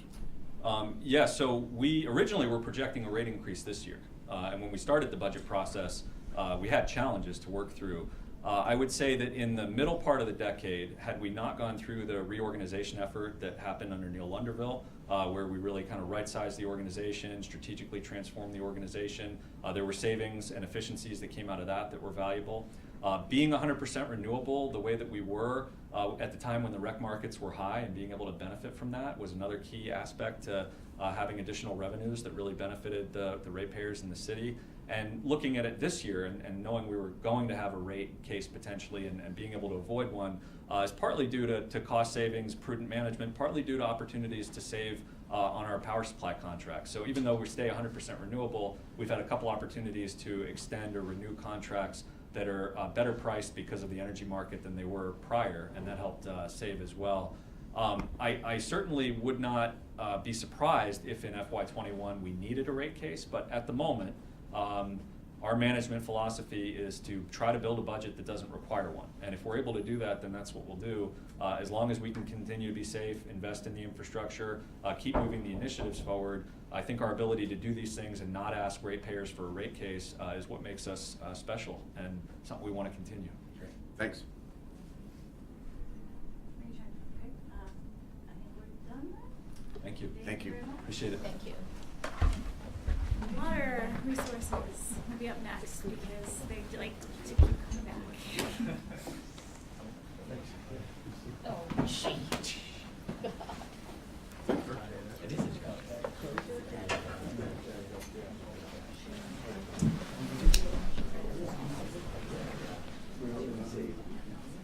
So I saw somebody in your life. Oh, yeah. That's North. Oh, yeah, with the deal. Yeah. Carry around belly. Yes. Appreciate it. Good work. Very nice. Appreciate it. Good. You know what? I wish you had been in charge when She would have yelped the entire day. the upgrade on East Avenue, because you would have undergrounded my. I haven't seen her in for a while. How old is she? Me too. This year.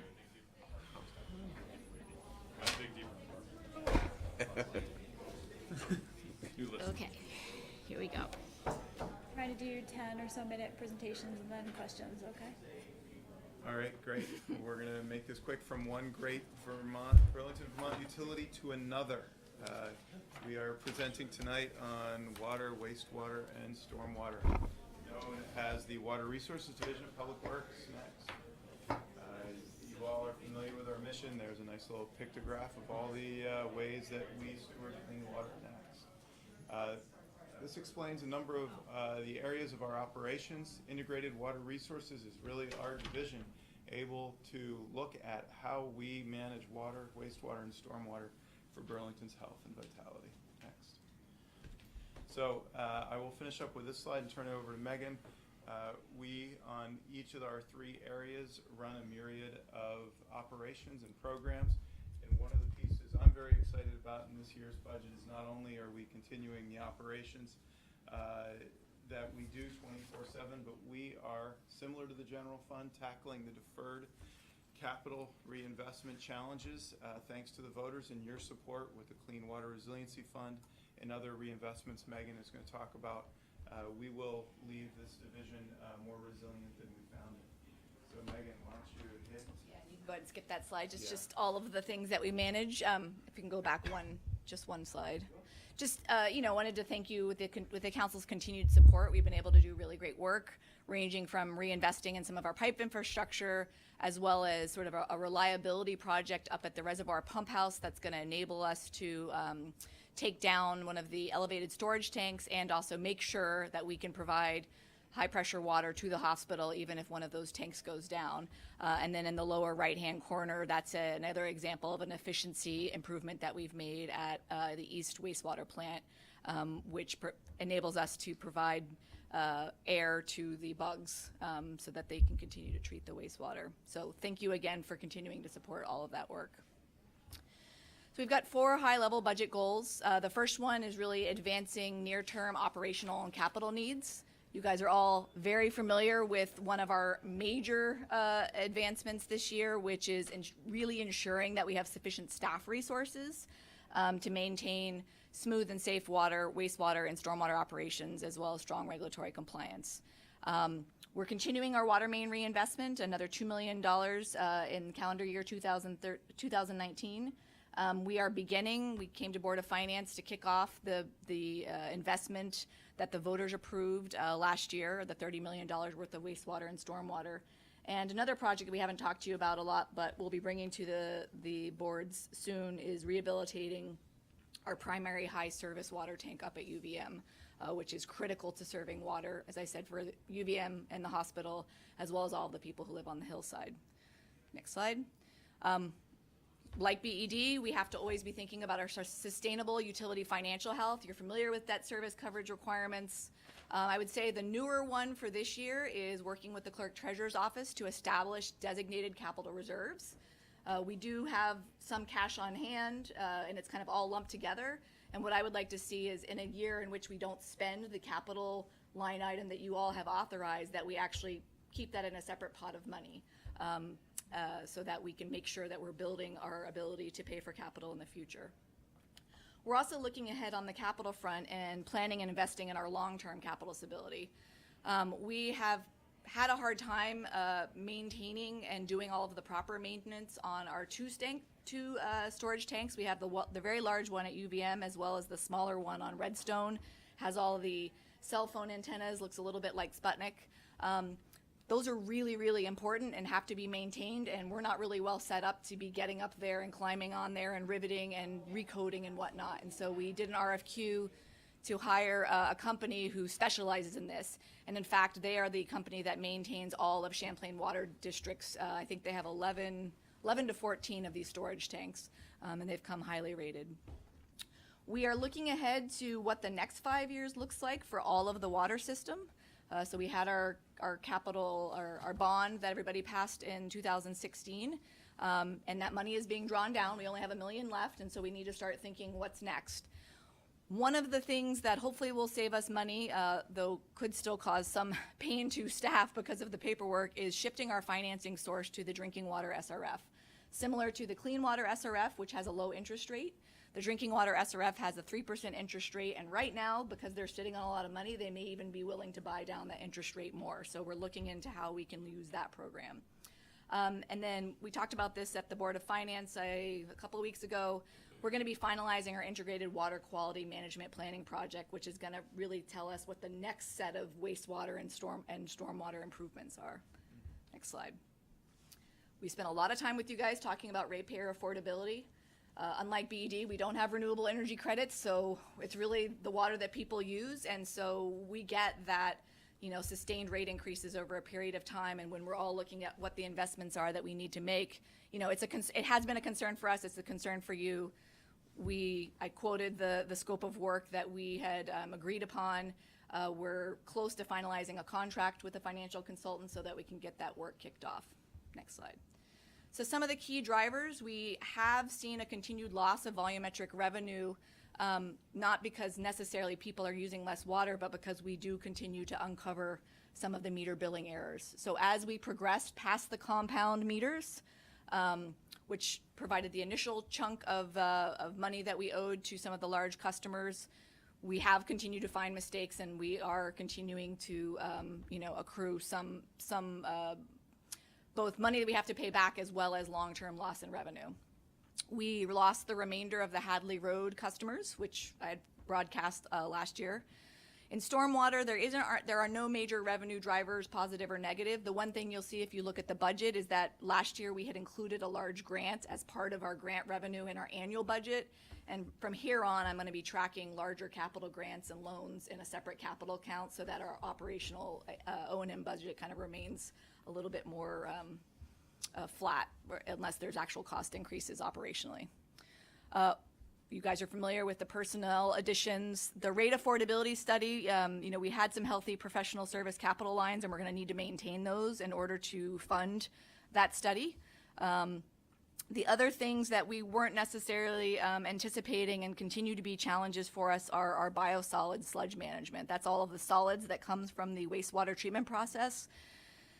There's one game in town, and it's Casella, and the new contract. Between the new contract and between, frankly, our great ability, and we've been improving our ability to treat wastewater, which guess what means we have more biosolids.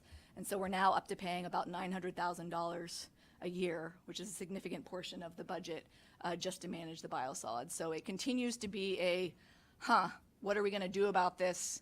We either need to invest in better dewatering technology, potentially look at digesters, but of course, again, those all cost money, so we have to figure out the return on investment.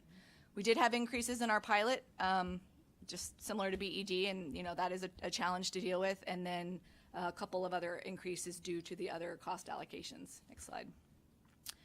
Listed out the different debt service increases, mostly on the water debt service side. and then this UVM tank rehabilitation. So the company that we're working with, in addition to maintaining the tank on an annual basis, also has the ability to help us fully renovate the tank and spread out the costs of that without us having to necessarily take a loan. Next slide. So all said and done, what does this mean? We had talked during the staffing assessment that we were trying to keep the rate increase between 4.5 and 4.9. When all said and done, I landed at 4.66, which does mean approximately $3.14 a month increase for your average customer who uses 600 cubic feet.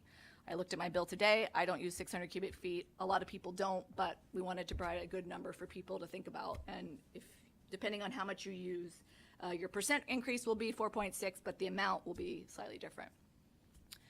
Looking across the budgets, we do have small surpluses in each of them, which is important, particularly in wastewater and water, where while we have healthy days of cash on hand in the table at the bottom, that's how we're going to be paying back some of these large customers. And we have a goal of trying to maintain, if possible, 90 days of cash on hand or higher, particularly in water for our Moody's rating, but also just as a good practice. Stormwater does have a very healthy days of cash on hand, and I'm looking at whether or not that could be used in a certain way this year. However, the challenge is stormwater is the fund that's probably most susceptible to like a natural disaster or a really bad storm event that could wipe out a whole bunch of things. And so I'm probably going to be arguing for that to stay at a higher level, just because you could have something that's really weather driven that is completely out of our control. Looking ahead to FY21, a reminder that, in FY21, which is why this rate affordability study is so important, any projects that we've completed under the Clean Water Resiliency Plan in FY20, the debt service will kick in FY21, and then we'll continue until we draw down that $30 million. There are some additional water resources borrowing needs that I think we've been trying to broadcast to you all. The continued need for investment in the water distribution system. I'm glad we started investing because if we hadn't, I don't even know how bad the breaks would be this past winter.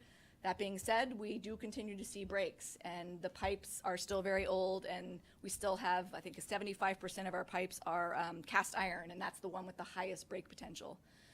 The reservoir pump house building, it's the building, if you're driving up Main Street on the right, very old, it's historical.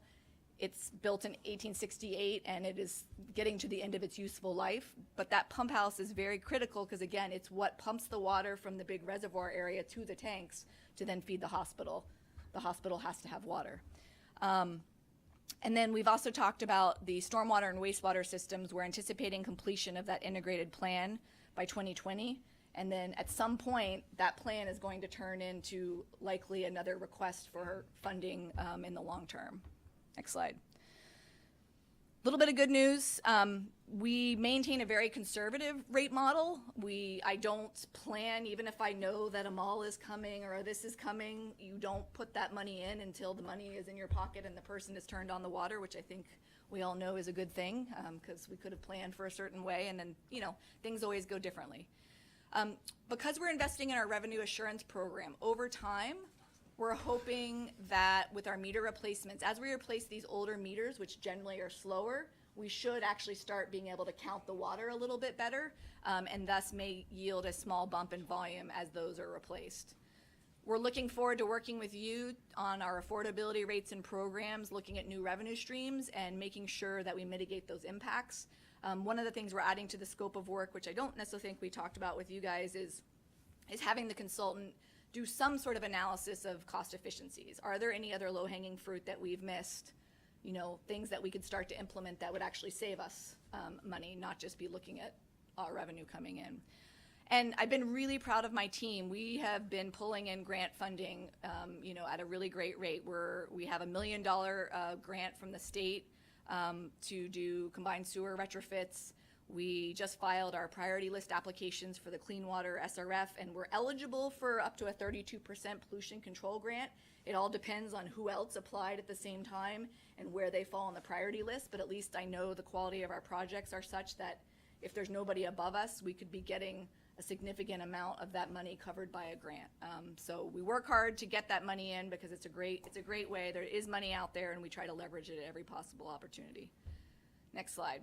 This is just a summary of various metrics or ways and to look at what the rate increase would look like. So, you know, as I said, about a $3.14 increase for a 600 cubic foot user. The annual increase would be about $37.68. Of that, I think $20 is the staffing piece. And yeah, so take questions. And just a little subliminal message that it's totally worth it for. Councilor Busher had her hand up first, and then Councilor Paul. So just, I have a couple of questions, but one of them, when you talked about cash on hand with stormwater, and then you show with your summary of rates, and it's 2 cents, I know, for stormwater, but why are we adding anything to that? I guess is my question. It had more to do with what things looked like later. A small rate increase now meant a later rate increase later on for sort of for long-term rates, because there's some heavy lifting coming in the future as the debt service comes on. So rather than hit people hard with a rate increase next year, feathering it in a little bit. But I mean, that is something that we could be open to. Yeah, I mean, it's not. It just jumped out at me when you mentioned, you know, I was going to ask you about days of cash on hand and et cetera, but then when you referenced it yourself, I thought, well, why are we doing this then? I understand the need to build and not to hit someone with a high rate, but I don't know, maybe the 2 cents really isn't necessary. I can take another look at that, but I do recall playing around with it, and it was one of those things that we are going to need a rate increase in the future because of the debt service that's going to be coming online with the Clean Water Resiliency Plan. And because of 1 cent in stormwater doesn't raise a lot, So here's something that's annoying, what I'm going to share with you, is that, you know, that years and years and years ago, I was on the Public Works Commission, and we were talking about sludge then, and we were talking about trying to remove the excess water because we didn't have any place to send the sludge. We didn't know what to do with it. And it wasn't as big an issue as it is then as it is today because of the environmental restrictions, et cetera. So I know that you're saying that you're going to spend, or because Casella's going to charge you about $90,000 a year to deal with the sludge. 900,000. 900,000, excuse me. 90,000 more than. Yeah, 900,000. I'm sorry, I wrote that down wrong. But anyways, okay. So what would it take? I mean, I don't know if we did this exercise, you know, when it's too long ago anyways, but what would it take to be more serious about reducing the amount of water? And then how much would that save us? How much would that reduce the amount of sludge that we would then still have to get rid of? Because I think it's deserving of a conversation if these rates continue to go up and up and up. And this is a conversation that unfortunately must have got buried or stalled or something, or maybe just was never a priority. But now it seems to becoming more important, at least in my mind it is. And I will triple check, but a dewatering, sort of answering that question, a dewatering study and figuring out what our trajectory is. I think we're sometimes a little bit paralyzed by trying to figure out what the market's going to be for sludge. Are people going to continue to be repulsed by the concept of spreading biosolids on the landscape, in which case we should go the completely only dewatering and just bring our costs down? Yeah. Or should we do the more sustainable thing, which is do a digester, which creates a more reusable product instead of sending the stuff to the landfill? And I know that my staff, we talk about it all the time, and we really just need to hire somebody to, based on what we know now and based on what the markets look like, decide, and then also figure out. I mean, one of my worries when we did partner with BED, with the district energy, to try to figure out if there was some sort of synergistic solution with district energy and a digester. And right now, the scenario that they're advancing doesn't involve that. The costs were substantial, and the cost per wet ton were substantial given the sort of current case. And it seems like we're not necessarily going to be able to go the sustainability digester route unless we do some sort of venture capital like P3, which I'm not opposed to. It just is a little bit more complicated. We have so much other stuff weighing down our debt service capacity. So I understand that. I guess what I'm just saying is that if we're having to spend $1 million Yes. basically a year, I think, and Yes. and you know better than I the Yep. couple of scenarios which we should consider. But to me, I think it would be good to understand really what those costs are, what the savings would be, what the reuse of the matter at the end of that, whether it's dewatering or the other process. To me, this makes sense in the long run, and I understand that's just another project that needs attention, but I feel like, I don't really want to spend $1 million a year on something that we potentially might be able to utilize ourselves, Yes. Anyways, completely agree. Two years ago, we did also do a study with Chittenden Solid Waste District looking at regional solutions to this as well. Okay. Again, there was no silver bullet here, and the costs per wet ton were still over what we're paying currently. So we're trying to, to your point, Sharon, each couple of years, we try to figure out, has the market changed? Is there a new, better way of doing it? And we Right. haven't found that perfect solution yet. I don't think there's a perfect solution, but there might be a more cost-effective Well, and I one. think there may be, where I've been landing lately, is there's probably an interim solution. If you ultimately are gonna be dewatering anyway, then maybe you go ahead and you just get the dewatering, you try to, because the dewatering equipment should have a good return on investment. Yeah. I mean, if you're spending $900,000 on it, Right. you should be able to save something over time. It's the digester stuff, but I do think that we may just need to literally pick a path that may only be the next 10 years, but make sure we're not cutting off other paths. So, thank you, because it is something I do struggle with. So the last thing that, rebates, when you're looking at the, trying to deal with the rate restructuring, a traditional rebate is that people pay the money up front and then they get the money back. But is there a different scenario? Because with rebates, Where are you referring to rebates? well, Because I don't have a so your ratepayer affordability. Oh, And you've got yes. all these little bullets, identification of affordability programs, including discounts, rebates, et cetera.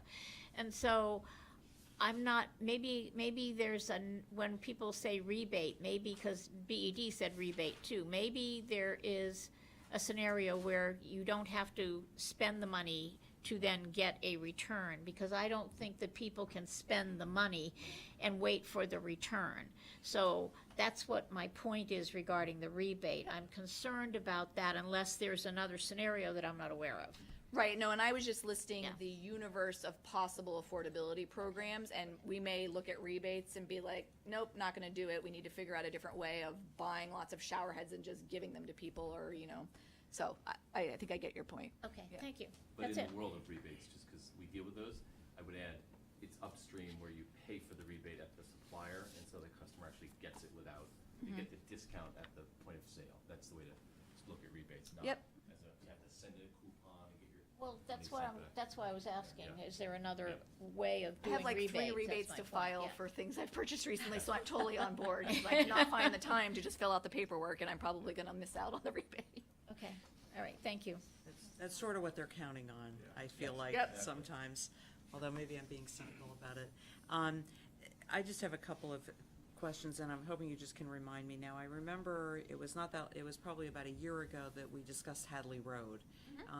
And I'm trying to remember, and just for clarification, is Hadley Road the only road in South Burlington that falls under this category of, they used to get their water from us, and now, because of the pump station, they are, in South Burlington. And I know we are, all you have to do is walk by or drive by Hadley Road. There's major construction going on there. They still get their water from CWD, they just send their wastewater to us. Wastewater. Yeah. So are they the only? They're not the only, there's a handful of other customers, but not in that volume, not in a way in which we anticipate that South Burlington's gonna put a pump station in to get those other customers. So we don't have that risk moving forward. And is there are there any other neighboring towns that fall into that kind of category, like we have? We serve water to Colchester Fire District 2, so should Colchester Fire District 2 at some point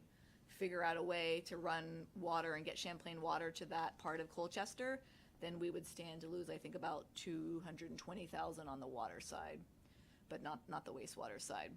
Okay, and you don't have any reason to believe that's, Not at this time. They haven't. Yeah. Haven't heard anything. okay. And we have technically have a contract with them, but I'd have to look to see if there's some sort of notification period. Okay.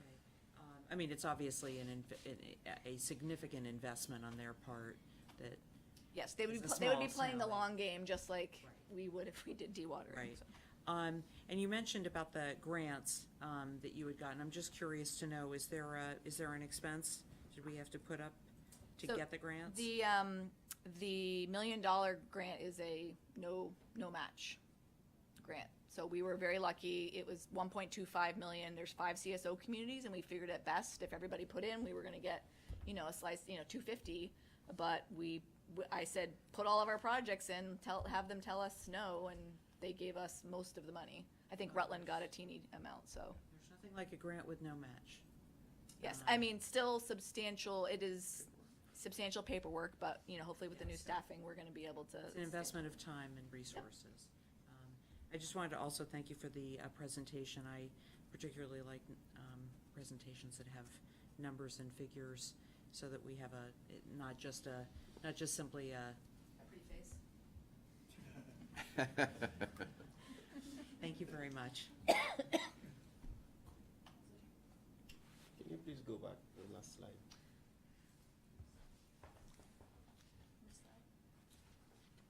This one? And do you mind spending a little bit of time here? Can you explain again, what is this? So this is just the breakdown of, so on your far left-hand corner, the proposed rate. Either $6.62 if you have a single-family home, $6.21 per 100 cubic feet. The increase for the monthly homeowner is taking for your average bill, compared to a bill you might get this year to next year's fiscal year, what the monthly increase could be if you're using 600 cubic feet in your single family. And then we just multiplied the monthly cost for the average homeowner in total. And then we look at the annual increase. So over last year, somebody who uses 600 cubic feet might be expecting to pay almost $40 more. And then the other one is just the total annual cost. So basically, this is a total increase, but not what you expect people will be paying next year. The last column would be the total. If you went home and you looked at your water bill and you use 600 cubic feet, then you would expect your overall annual bill to be about $850 a year. To be about $850, or this is an increase that we expect? No, total. So that one's definitely a total. Like every other column is the increase. So the second column is just what you would expect as to be the increase. The next one is the total. Your total bill you would expect to see is about $70. The next one is just the annual increase for the homeowner. Next time I can try it. Maybe I can try to make it. Because I want to come to a point here. Yep. And in your budget, how much have you allocated for people to do outside entities to do research or to do, to do research? Or you contract an entity to, such as Raftelis? I don't know off the top of my head. Probably there's a the professional and consulting services line in each of the budgets, and that would be primarily where we're hiring consultants, but sometimes it also includes contractors. So if you wanted to know specifically how much I was planning on spending on firms like Raftelis and other engineering firms for design, I'd have to tease that out for you because it's kind of lumped in. So in that line, we might pay for a landscaping company and also pay for somebody who's a professional expert like Raftelis. Yeah, we're getting close. So I think to my point is this, we just had BED here and no increases, nothing for years.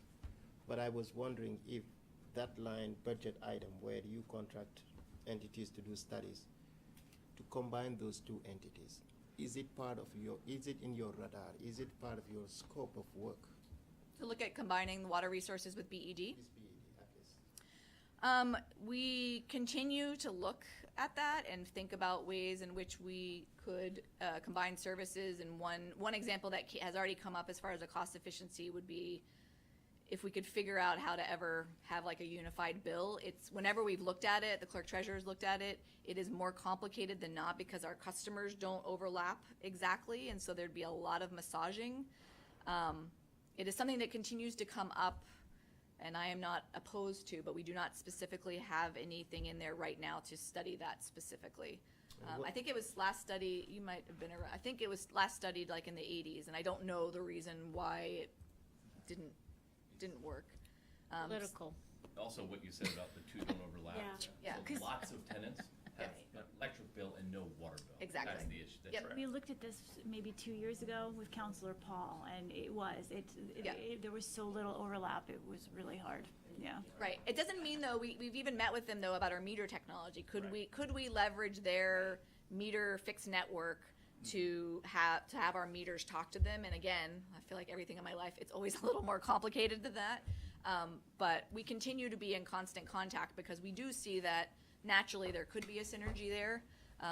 But We've also partnered with them on reducing our electrical demand. We are a very high demand user in the city's portfolio, and so some of the variable speed pumps that we've brought in have driven the price down somewhat, our costs down, but BED and DPW are close partners on a number of fronts.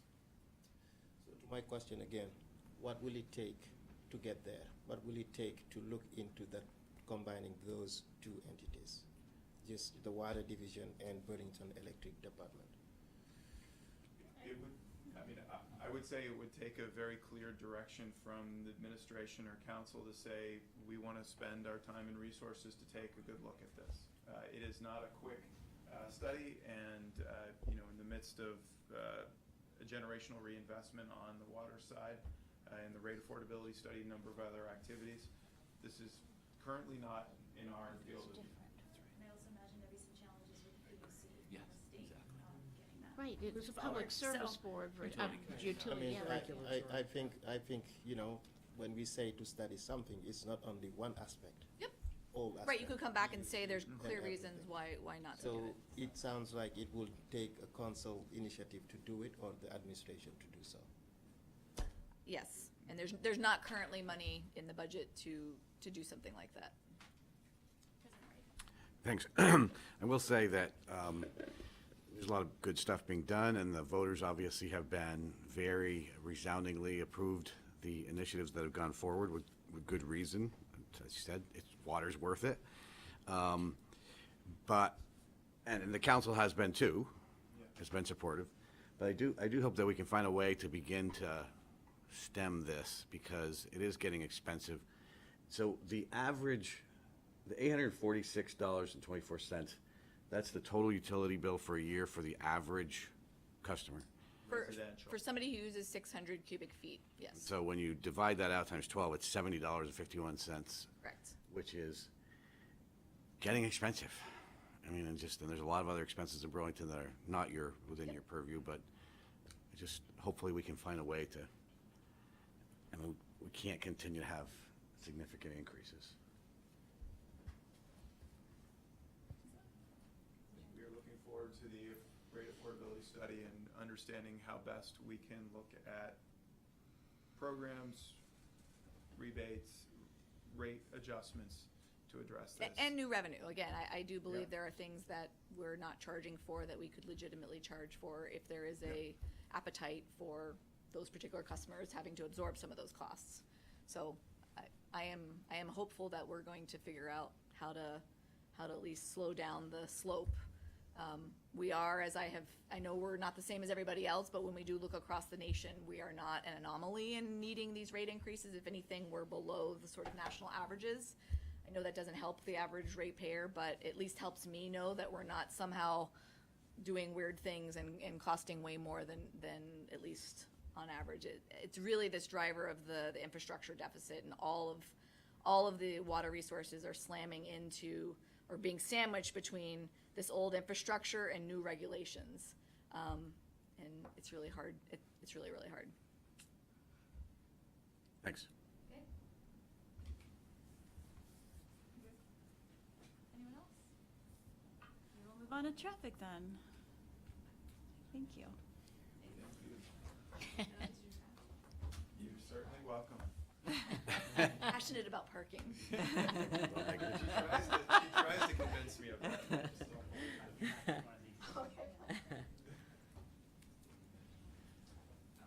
All right.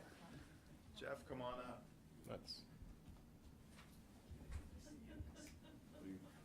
All right, great. Excellent.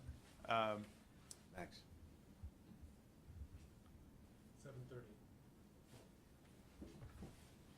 Great. So I understand we have 15 minutes for this, so please excuse me if I run through this. This presentation's been in your packet, so I will jump to the important parts. With me is Interim Assistant Director Jeff Paget, former commission chair, who's been able to help us out and provide us good leadership over the last, 5 months? 4. Yeah. Half-time to three-quarter time. So, Not that he's counting. thank you. Next. A lot of work. All right, so we're focusing on one of the 4 divisions here in Public Works. Those in blue, you'll see the activities that Jeff oversees, and we'll be talking about the budget tonight. All right, so we've accomplished a lot this coming year, this past year, this current year, and you'll see that detailed here. One of the areas I'll draw attention to is that we have installed a new parking and revenue control system called Parks in the garages. It has been problematic, and we have not accepted the equipment yet. It's been 6 months of install, and we have yet to accept it. So this will be an issue that we are needing to manage through 19 and into 20. On the good side of things, we have transitioned our attendants to be ambassadors to provide better customer service. We've also initiated a much larger holiday parking promotion thanks to the support from Brookfield and City Place Burlington, as you all saw last December. One slide, the second to bottom, we've also upgraded a number of signals across the city. You'll see listed there either with RRFBs or new pedestrian infrastructure. We've opened through a partnership with Champlain College, the 53 public spaces at 194 St. Paul. It's been great to have that new resource. We updated the residential parking program thanks to the study that was done a couple of years ago, and the police have helped launch that. And Traffic Fund has helped launch the bike share program. Next. We're talking about 2 separate funds for the new counselors. The Traffic Fund was split in 2017 into 2 funds, the Traffic Fund and the Parking Facilities Fund. This was due to a close read of the charter and a charter change, which made it clear to have 2 funds, special revenue funds, regulated differently. Next. FY20 goals, I will pick out some highlights here. The Traffic Fund has helped to not only control and regulate traffic, but help with the infrastructure deficit in controlling and regulating traffic as it relates to our street grid. And so the Great Streets Project at St. Paul Street is a beneficiary of the Traffic Fund support. Like I said before, we've installed new signal equipment in FY19. We're going to continue that in 20. One of the pieces we're considering with BBA and our partnership with them and CATMA, the Campus Area Transportation Management Association, that is actually rebranded into the Chittenden Area Transportation Management Association, is a wider suite of benefits for downtown employees. We are looking at flat rate evening parking for restaurant workers, bar workers, to help them get off street, put them in a garage that has plenty of capacity like Lakeview and College, and also look at discounted bus passes. Every bus except for 2 come to downtown Burlington in the region. We want to help our frequent commuters find alternatives so that the retail shoppers can have more access and the transient shoppers to parking. I will also hit the third from the bottom. One of the great pieces with the BBA has been over the last 3 years, we've had a parking partnership agreement. You've probably seen the Park Burlington website. You've seen the monthly e-news that we send out. to downtown stakeholders to help maximize the resources and get people to the available parking. Next. For FY20 on the parking facilities side, that was traffic. On the parking facilities side, fixing the parking and revenue control equipment is our #1 priority. Jeff spends a significant amount of his time working to manage that issue. We are looking to bring more interactivity online so that people can get their monthly leases, so that they can pay tickets. The paying tickets part has started online now, but we want to enable people to sign up for leases online. We want to look at adjusting our staffing and security schedules so that the gates can be down all the time and we are capturing all the revenue in the system. If we have a lot of hotel guests that leave at 6 a.m., we are not collecting that revenue when the gates are up. We have some minor repairs to make in Westlake Garage, and we're also planning for significant future repairs at Marketplace. Marketplace was built in the mid-'70s and is in need of some significant upgrades similar to what we did for College Street in the last couple of years. And then there's a number of improvements to the downtown parking plan. Councilor Wright, we will get to a slide where there's no recommended rate increases across the board, but we're continuing to look at occupancy levels and adjust based on an 85% occupancy. So why don't we go to the next slide. Talk about numbers. Here are the numbers. What we have done in FY19 and 20 is combined parking facilities and traffic, so you can do an apples to apples comparison. Over the last 4 years, revenues have increased 11.5%, expenses about 5%. This has enabled us to reinvest in our system and carry a healthy fund balance, which is something that the traffic fund did not have a couple of years ago. You will see here the traffic fund in particular has about a $2.5 million budget, and the main cost area for that is the right-of-way program. This is signs and lines. This is managing our meter program, where the crossing guard program and signals and administration round out the program. A modest net income planned. As you're seeing here, the revenues that fund this program come predominantly from meter revenue. On the parking facility side, a similar sized budget, $2.8 million. Your expense drivers are operating the Marketplace Garage and the College Street Lakeview Garage. We have budgeted in this budget about $115,000, you'll see in the bottom bullet, for capital repairs that will be transferred if this budget is approved to a capital account 764, which is the fund where capital reinvestments are made from. Next. All right, so rates. There are no assumptions for downtown parking rate increases. That said, the downtown parking transportation plan has identified a number of strategies. One is shooting for this 85% occupancy on street. We're continuing to do meter occupancy counts thanks to a partnership with the UVM Transportation Research Center. And we are doing counts in the evenings, 6 to 9 p.m. to take a look at what our occupancy levels are in the evening. The garage parking options, we talked about the shift worker parking option. We are also eager to implement an overnight lease option for downtown residents. And I know a number of you have been interested in this. We are considering, as we've telegraphed the last couple of years, replacing 2-hour free at Marketplace and replacing it with a validation program. We would look to keep 2-hour free parking at College Street and Lakeview Garage. And happy to talk about that. And that change would, of course, need significant council and commission deliberation. Next. Drivers on expenses and revenues. We're happy to talk in more detail, but I'd say here we're seeing more revenue come in for meter hood fees. There's a lot of construction downtown, so we're getting more of the meter revenue in through encumbrances and meter hood fees than people paying the meters. These are short-term disruptions, but we make sure to capture the lost revenue with the developers. And there's an increase in capital project support, as you're seeing here, to support grade streets. Next. On the parking facilities side, we are projecting a slight increase in monthly parkers. Jeff and his team have done a good job in getting more monthly parkers into our garages, even with Macy's out of business next to the College and Lakeview garage.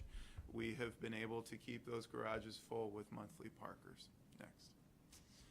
So looking beyond, rates are held flat. The park system is our main focus. Capital reinvestment, preparing for a major marketplace reinvestment in the coming years, and a continued focus on asset management so that we're stewarding our assets responsibly. Next. Questions? President Wright. Thank you.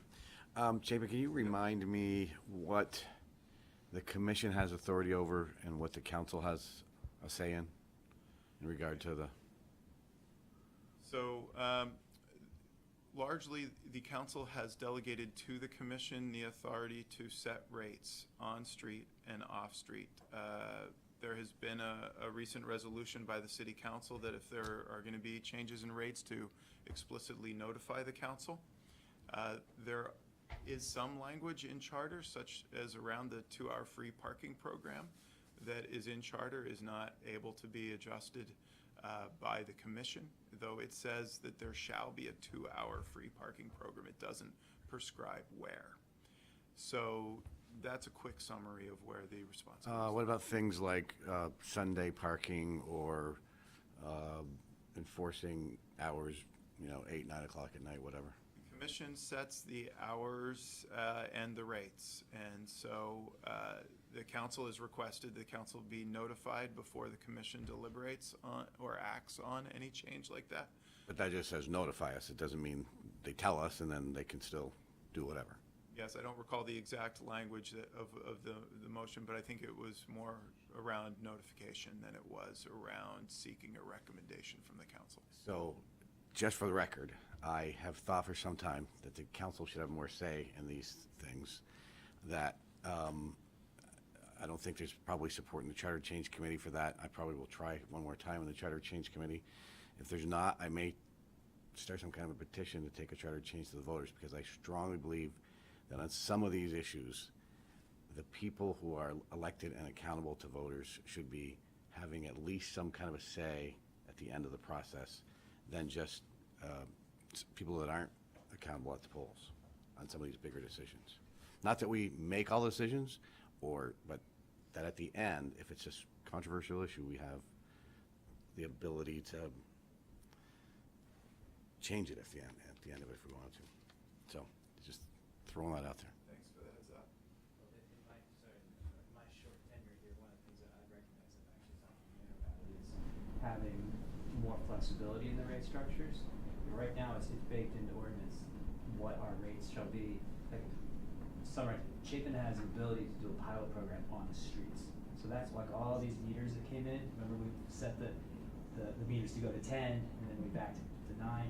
It's because we had that flexibility. In the garages, the rates are baked into ordinance, and there's no piloting authority. So we need more business controls over these garages so that we can adjust the rates and see what happens. Push them up, push them down. Be a little more creative here, be a little more creative there. So I agree with your sentiment. Chapin, isn't there still a conflict where the council could do something in terms of the money within the budget?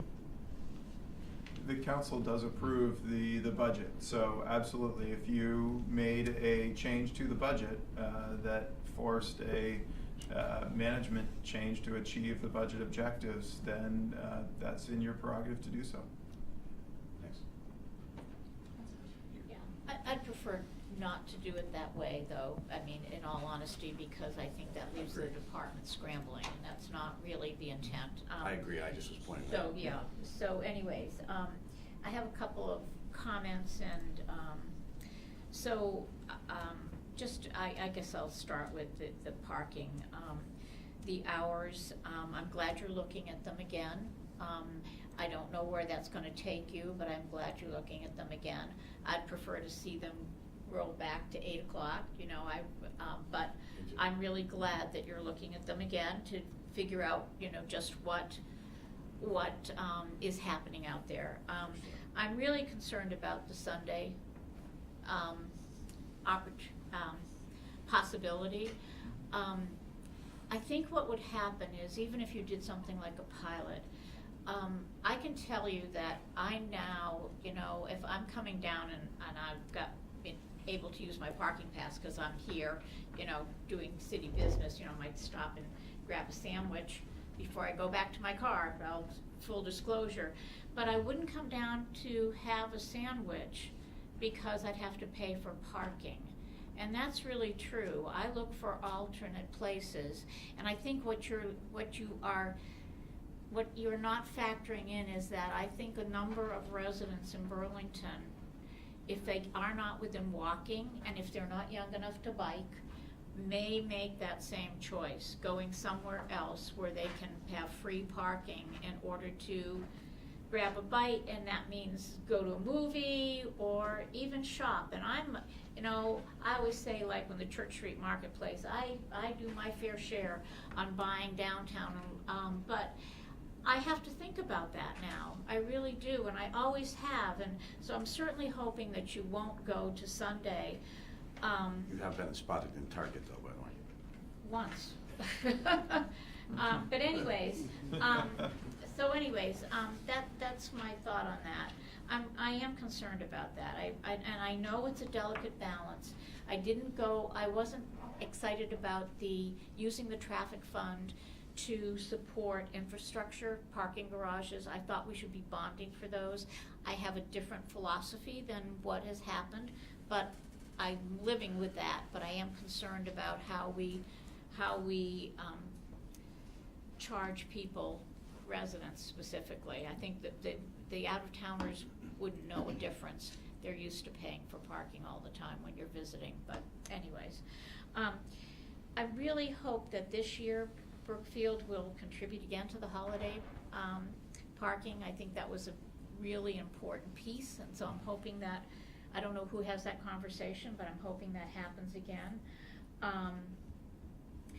I had a question about in your line by line, and sometimes because there's so many budgets within budgets, I'm sorry. Yeah. So you may tell me I just haven't seen the full picture, but on page 11 you talked about school crossing guards, and you talked about part-time and also temps. You reduced the amount of revenue, or not revenue, amount you're paying people. Does that mean you've got, I couldn't figure that out. Was it an expense or was it revenue? And is that money that's transferred in? I thought this was what you were salaries. I thought these were the salaries. So it was it was an expense. And so does that mean you have fewer of them? It does not. One of the items that we noticed doing our due diligence was that, one, we had not budgeted as accurately as we had thought in past years. And there was also a bit of a recalibration as to how the assistant director's costs are allocated between the programs. So it is more that than we have raised the crossing guard wages. It was last year or 2 years ago. We do struggle with filling those positions. There's 33 crossing guards that we support. We may need to do another increase to ensure that we fill these valuable part-time positions. They're difficult positions to fill. So I was concerned no about that reduction. line item being reduced. That's my point there. No reduction in level of service. And the other thing was that I did have a bit of difficulty because, like, just for example, on page 1 through 3, you've got, well, a lot of scenarios in here. You've got a lot of zeros in your budget, and I couldn't figure out whether that's because because this system that we use doesn't allow you to say it was transferred or whatever. I couldn't figure out where it went, Right. And so I had difficulty following this budget. Yep, and that is because of the split between the parking facilities and the traffic budgets, and the way New World runs a report. You'll see expenses in 17 and 18 for something that in 19 and 20 was split out to the parking facilities budget. But some of them are just zero, like there's just no money anywhere. That's Right, because things like the marketplace garage in the old budget no expenses show up there. It's moved into the traffic facilities fund, and the marketplace garage expenses and revenues show up in an entirely different area. Okay. And that was because of the charter change and the attorney's close read of how the parking revenue for the garages and lots should remain distinct and should not be used for any other purpose, and that's charter language. So we wanted to make sure to have a fund where we knew we were not using any parking lots or garages for any other use than those. So just so you know, I may need to have a little bit of help either from you or from Beth to make sure I really understand this. So, Happy to. anyways, thank you. All right, I can try. My lineup is Roof Hansen and Pine. I have two questions. First on-street meters, and then a little bit about parks, the park system. So I'm just trying to help me out here. The 2017 actual for the I'm on this is 4335 on street meter revenues. 2017 actual is a little bit over 2 million, and then in 2018 actual even more so, 2.33 million.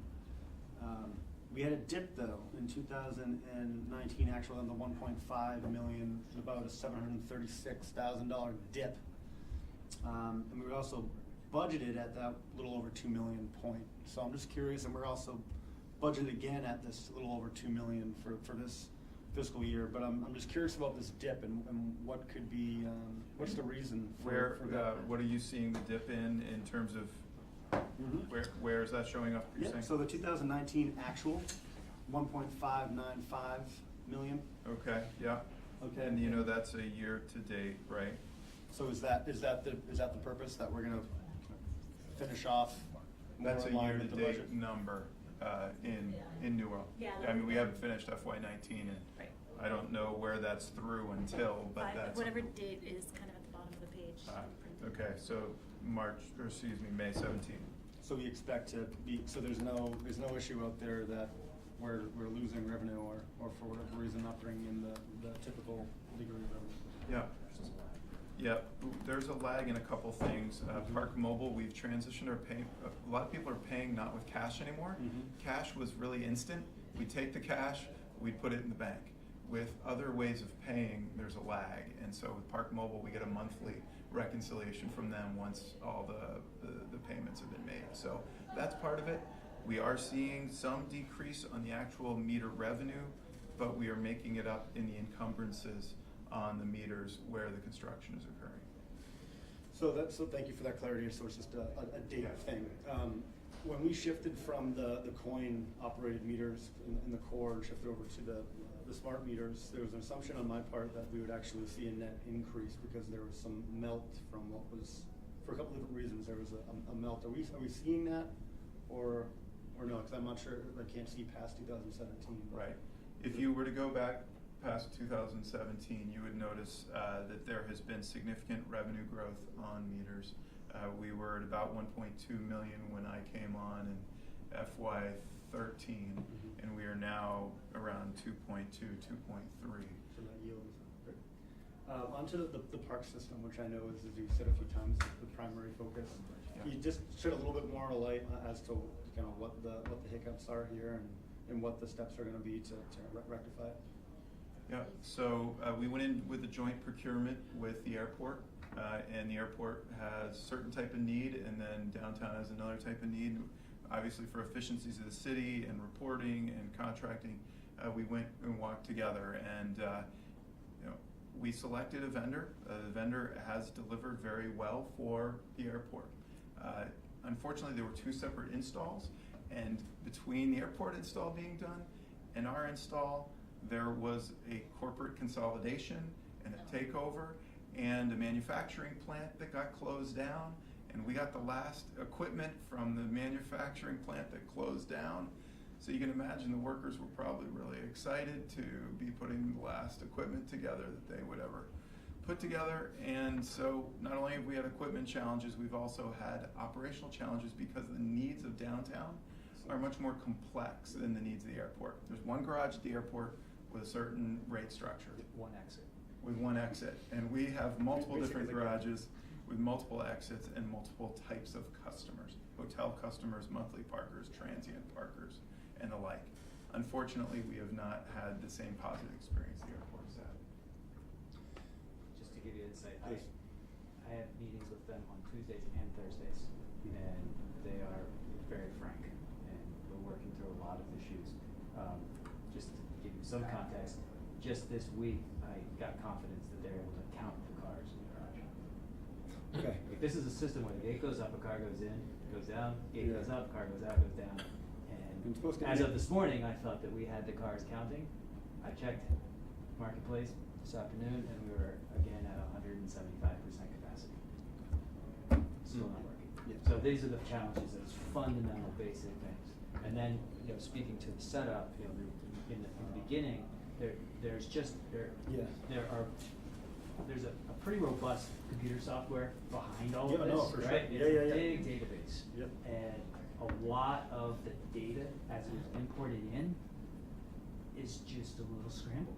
And like, if you've ever worked in a big database like this, if it's a little scrambled, it might as well be totally scrambled. Because if it's just a little scrambled, it's just as bad. So we're wrestling with a lot of just minutia. And it's just, it's brutal. But we're getting there, we're making progress, and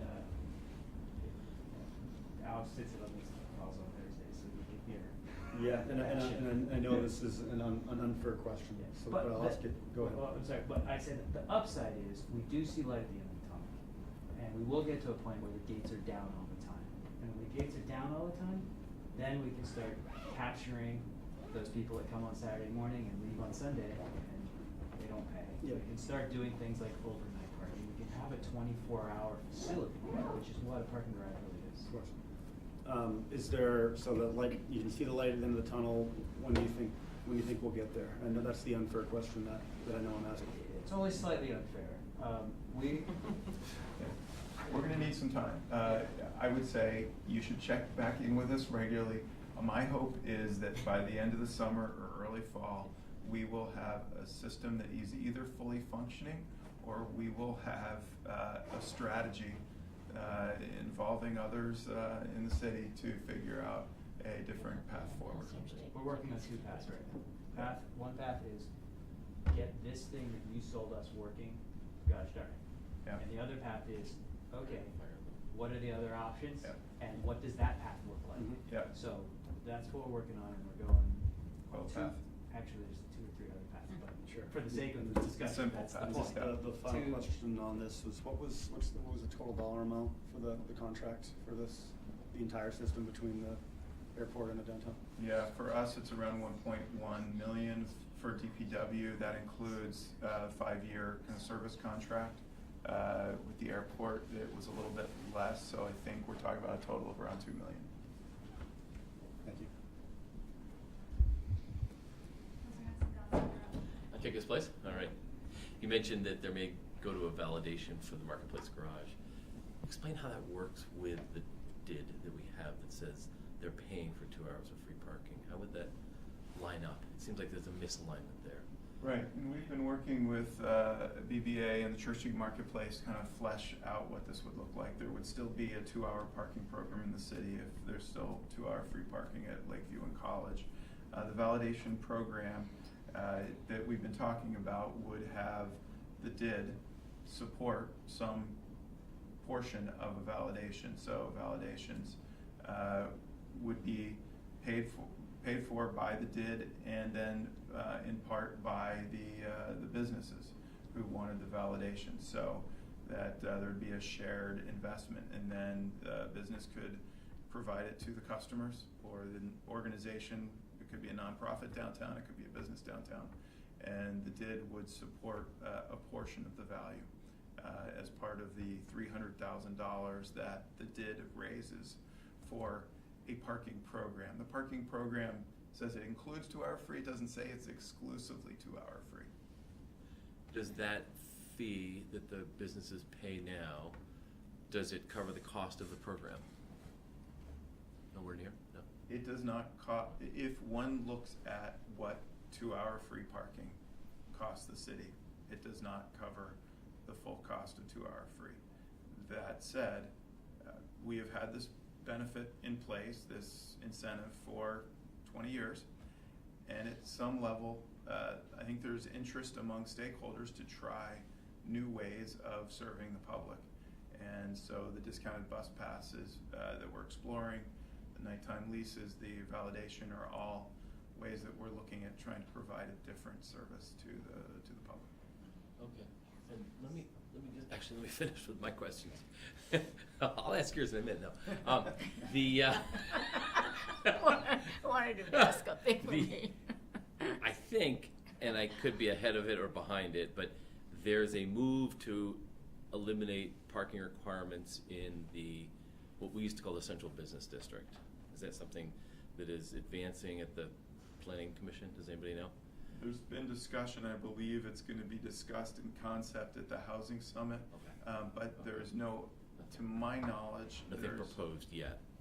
I would float the idea that if we do that, which may be the right way to go, that we collect some payment from developers who are now no longer required to provide parking into some fund to do with transportation. I'm not sure what it is, but they will not have the ongoing obligation. They will not have the initial capital investment that goes with parking, and the public will be presumably bearing some of that cost. So I think we ought to capture that activity when it's happening. So I'm just throwing that out there as a concept, so that if you're there when they're discussing it, I hope you'll bring that concept it up. has been a It could go to concept. public transit, could go to bike share, could go to anything other than automobile-dependent transportation. It is a concept we have been discussing, and I'm glad to hear your interest in it, and it'll certainly be on the table as we advance the conversation. Sharon wants to know all about e-scooters. No, I don't. No, Okay. no. I'm sorry, we had Councilor Jenkins. Yeah. I will give you a turn, I promise, but. Thank you. So the Burlington schools, they open from 8 to 5:30. And you go around the city, there are only a couple of schools that have crosswalks.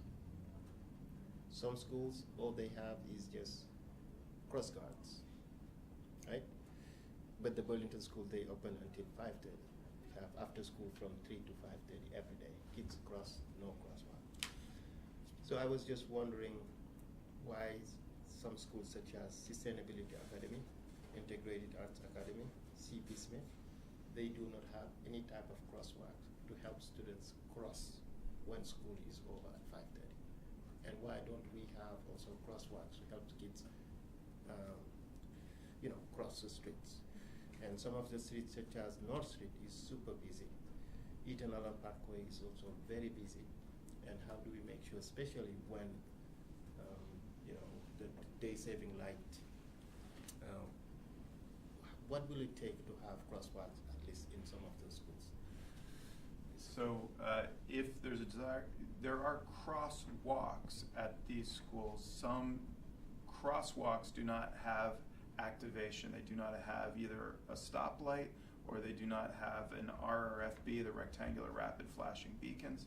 When there are crossing guards cross students in crosswalks. We don't cross students outside of crosswalks. So you know what I mean. I'm just making sure I understand that you're talking about either more traffic lights or more RRFBs. I'm sure you know. Yes, go ahead. Okay. If there's a request for those types of items, those requests come in through DPW and we evaluate them through our engineering team. We are installing a number of rapid flashing beacons this year. We are continuing to look at additional developments.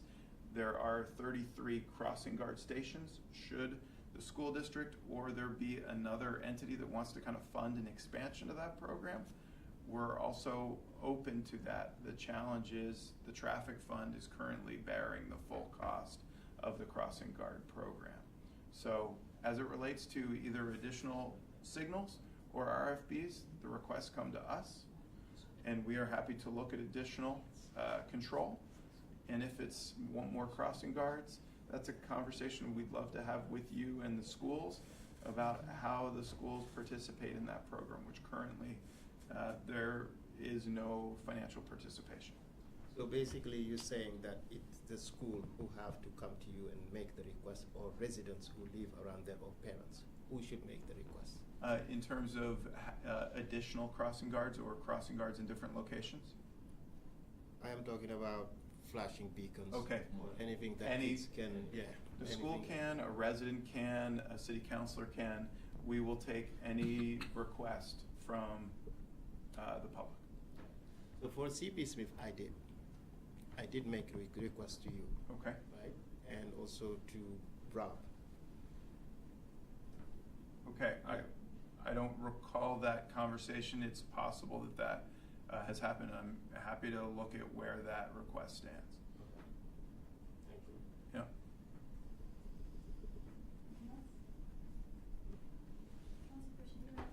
So I just wanted to pick up on what Councilor Pine was asking about the voucher, and you were talking about the DID. The validation, rather, the validation. So am I to understand that, would it be just for certain merchants? Or if you parked in the marketplace garage and you went anywhere, in any store, would any of the merchants give you this validation? Jeff and Alex, do you want to? Any merchant that pays into the DID would be eligible to purchase, or these are the nitty-gritty details. How do we actually give them the So my concern is that as a person parking in that garage, how am I gonna know which merchant paid into the DID and which one didn't?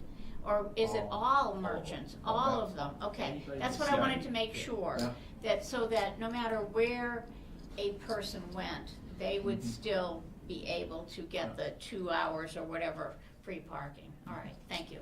I just misunderstood that when you were explaining that before, so, all right, thanks.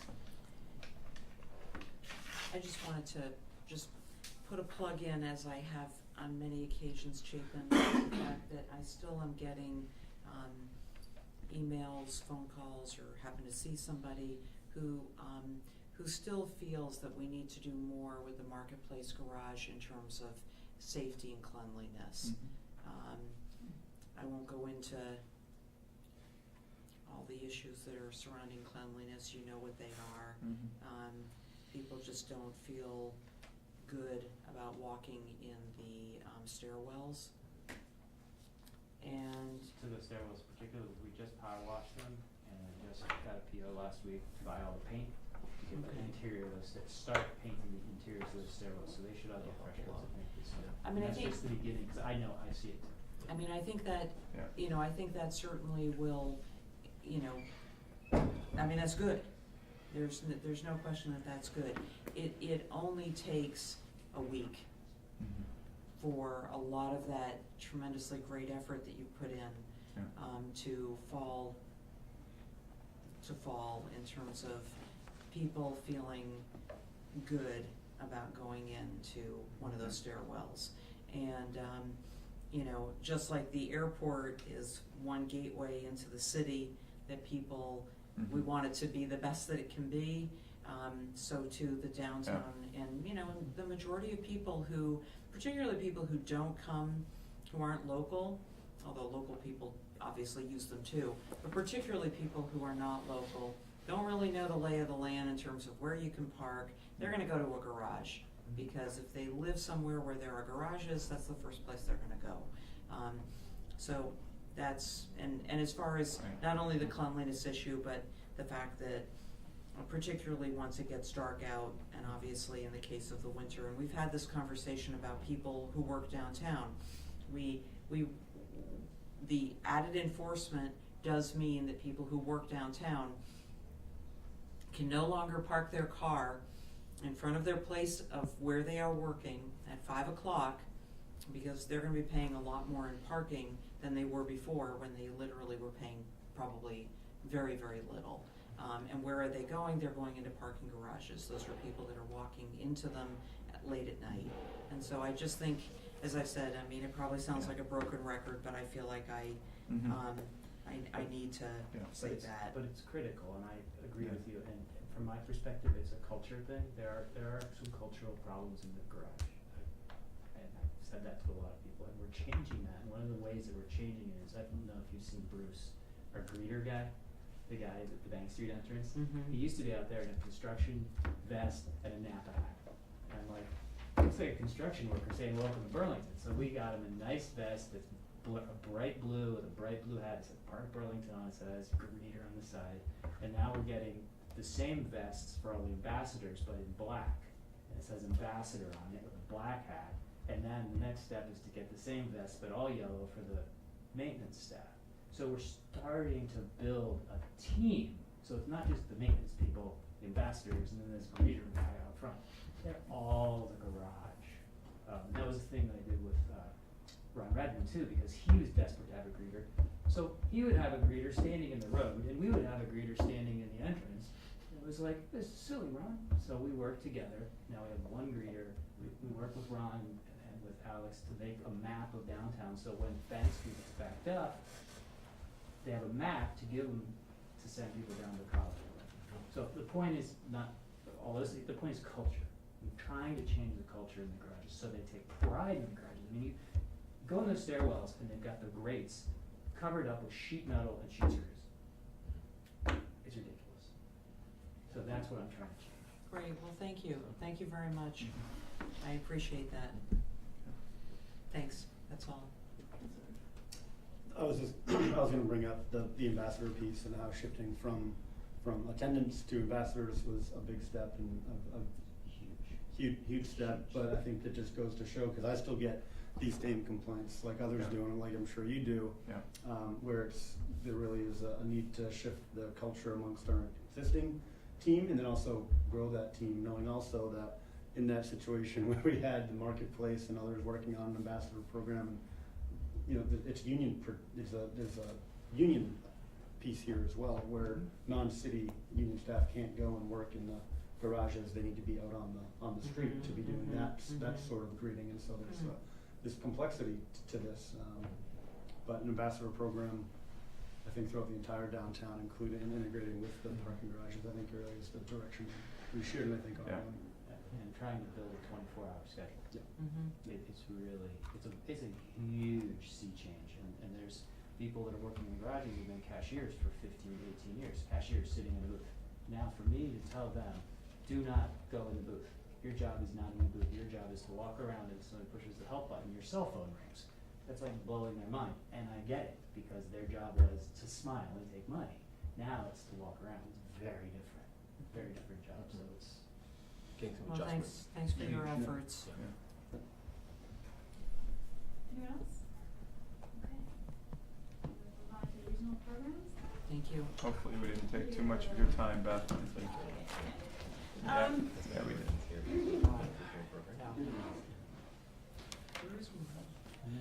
He's apparently not coming. He's not coming. I'm happy to answer any questions about regional programs. We are funding the regional programs in the same way that we did in FY19. Big change, just because you may have questions, is the GMT kind of allocation. Could I just ask, because I didn't see this until I saw it. It appears as though there's two regional programs budgets. There's one that was done on the 17th, one on the 22nd. You know, maybe I missed it. What are the differences? Actually, I think the only difference is the new counselors' names were not on the counselor list. I think that might be the difference. There's not a dollar difference. So I guess you mean like somewhere down below? Where is it? Because I did not see. Like lines 29, and maybe Oh, it's funny, because see, I don't see a different, line 29? Like line 29 on where the individual counselors are, I think. No, line 29 is sister cities. Oh, okay. So that is what the difference was. The old one had the counselor lines on it, and the new one just has the regional programs, to be more clear. Sorry. Okay. The numbers didn't change in regional programs between the two versions. Okay. The dollar amounts. Because I didn't see that there was a change in the totals. You are absolutely right. But I that there didn't was no know, change in maybe the I totals. missed that there was a change somewhere else. No. honestly, I think it was just confusion of two persons being in the shared drive and one only should have been posted, but no changes. Okay, so the only thing I wanted to just mention, and I did let the mayor know about this, although I'm sorry that he's not here today, is, you know, when we had the conversation, when was it now? Probably about 6 months ago or so, about the NPAs. You know, I had the chance about a week and a half ago to go and spend about an hour and a half with the NPA Steering Committee in Ward 6 and go over their budget, which right now is $400 a year.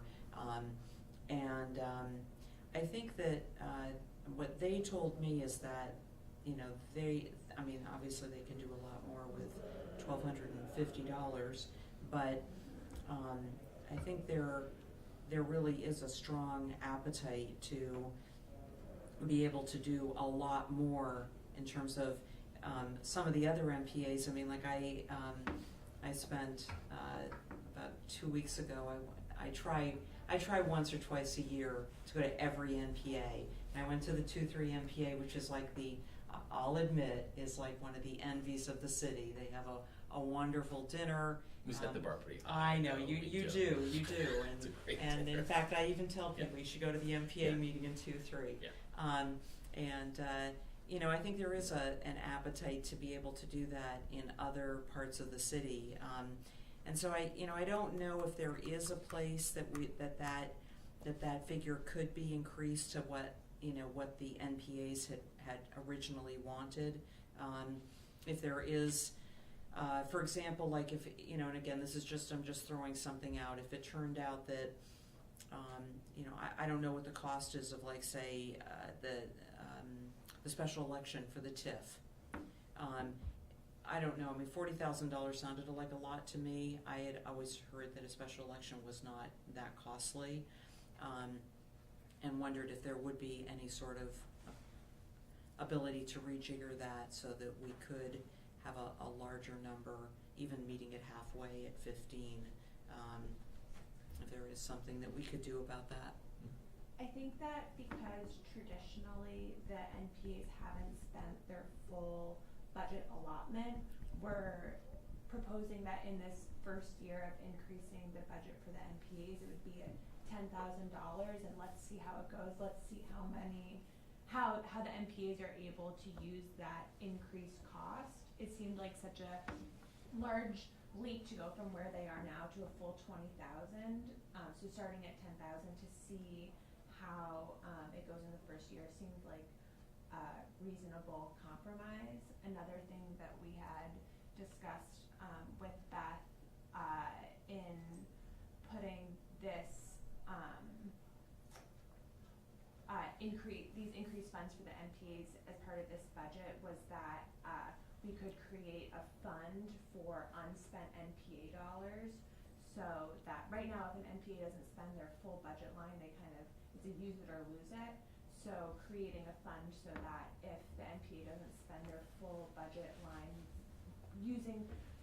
putting that money aside for NPA projects that NPAs could apply for small neighborhood projects in a way that an NPA might ask like a counselor to use counselor funds.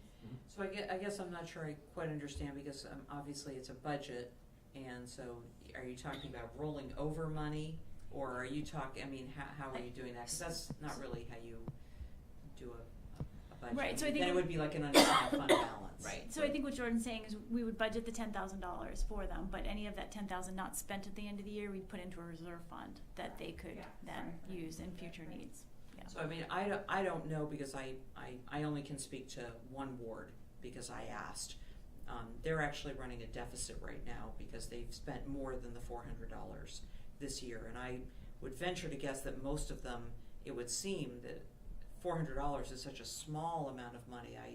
I don't know if either of you know in your particular wards if they have spent the $400 or not, but it would seem as though that they would have spent that money. I mean, it's such a small amount. But I don't know. Maybe you could tell us if you don't. Do you know? We just looked the past 5-year history, and they have not been spending it.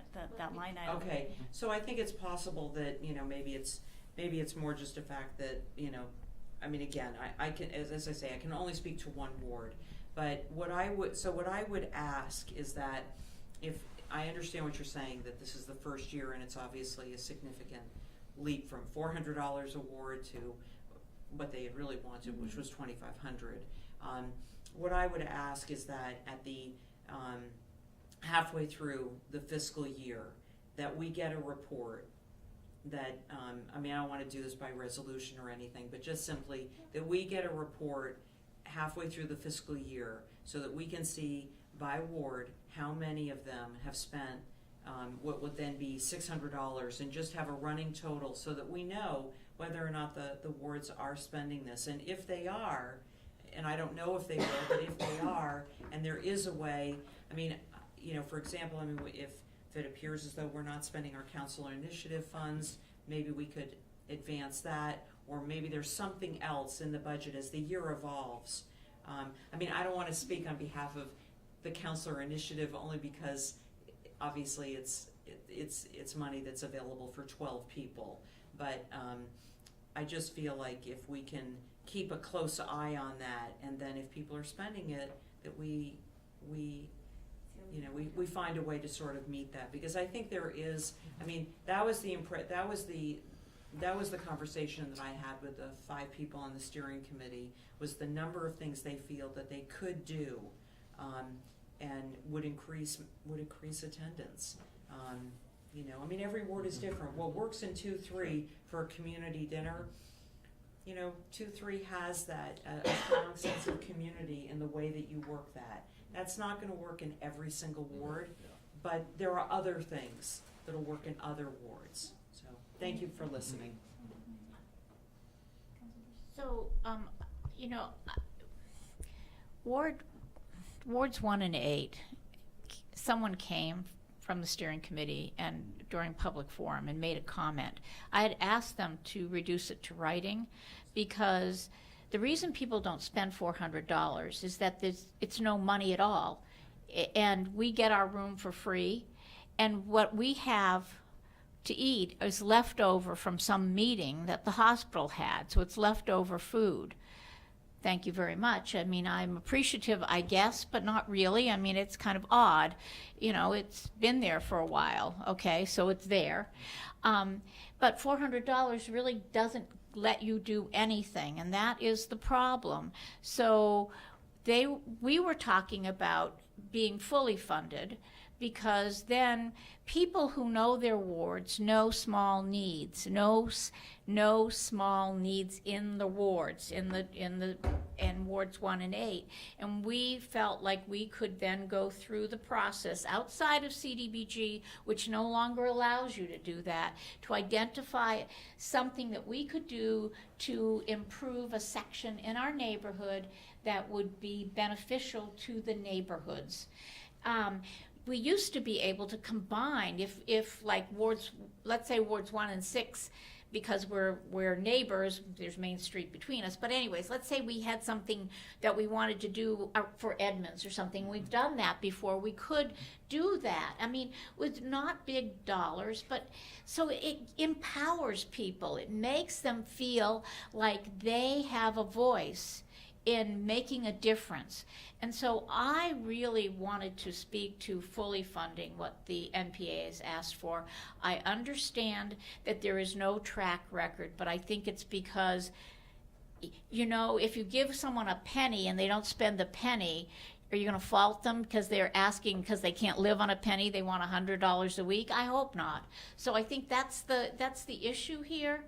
And I don't think it was clearly articulated at the public forum, and I was feeling very sad because it wasn't just the steering committee in wards 1 and 8, it was the whole meeting, and we spent a dedicated chunk of time talking about it and trying to figure out how our voices could be added, so that people would understand why it's not spent and what the intent was, so that people, and that, you know, I don't know, I don't necessarily feel like it needs to be rolled over if it's not spent. Give people a chance to show what they can do with it, and then let's revisit it. I mean, I'm not speaking, if you only partially fund it, I certainly would support what Councilor Paul said. I certainly would support that by looking at that halfway and seeing, you know, where everyone's at and see what we should do. But I think it's a really important topic, and I think we're missing the mark because we're talking about people who are active in the community.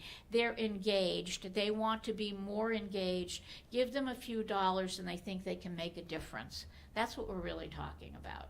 And so I would speak strongly about that. I mean, so anyways, I have some other stuff, but but if you want to continue with that, The only thing I wanted to mention is yeah. that, you know, you are fortunate in Ward 6, we do not get our space for free. And that's another thing. There's such a difference. Yes. Right, so we are paying for our space. Right. And so that's why we're running a deficit, is because we can't afford $400 is our rent. So that's a whole other difference, right. which needs to be factored in, because the rent should be covered if you have to pay for it. You know, so I think that this is deserving of a little more of a conversation. Because, thank you, Karen, thank you for bringing that up, because I think it's really important to know all of the ins and outs of all the different scenarios that go on in our city. And some people have that full $400, and some people have nothing because you've spent it on rent. Yeah. So it would be, on this same subject, before Sharon goes on to the next topic, it'd be helpful to see maybe a printout of how the spending has gone, if we could. That'd be really helpful.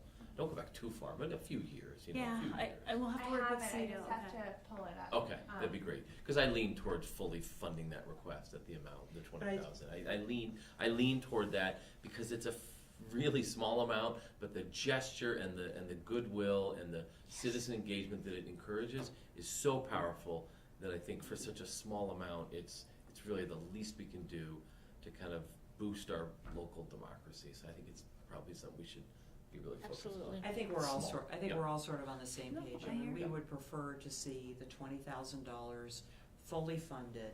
And, you know, when we sit here and talk about some of the very large figures that we talk about in terms of other issues, and priorities and highlights, that, you know, it just seems as though $10,000 to empower people just seems like something that we should be able to find.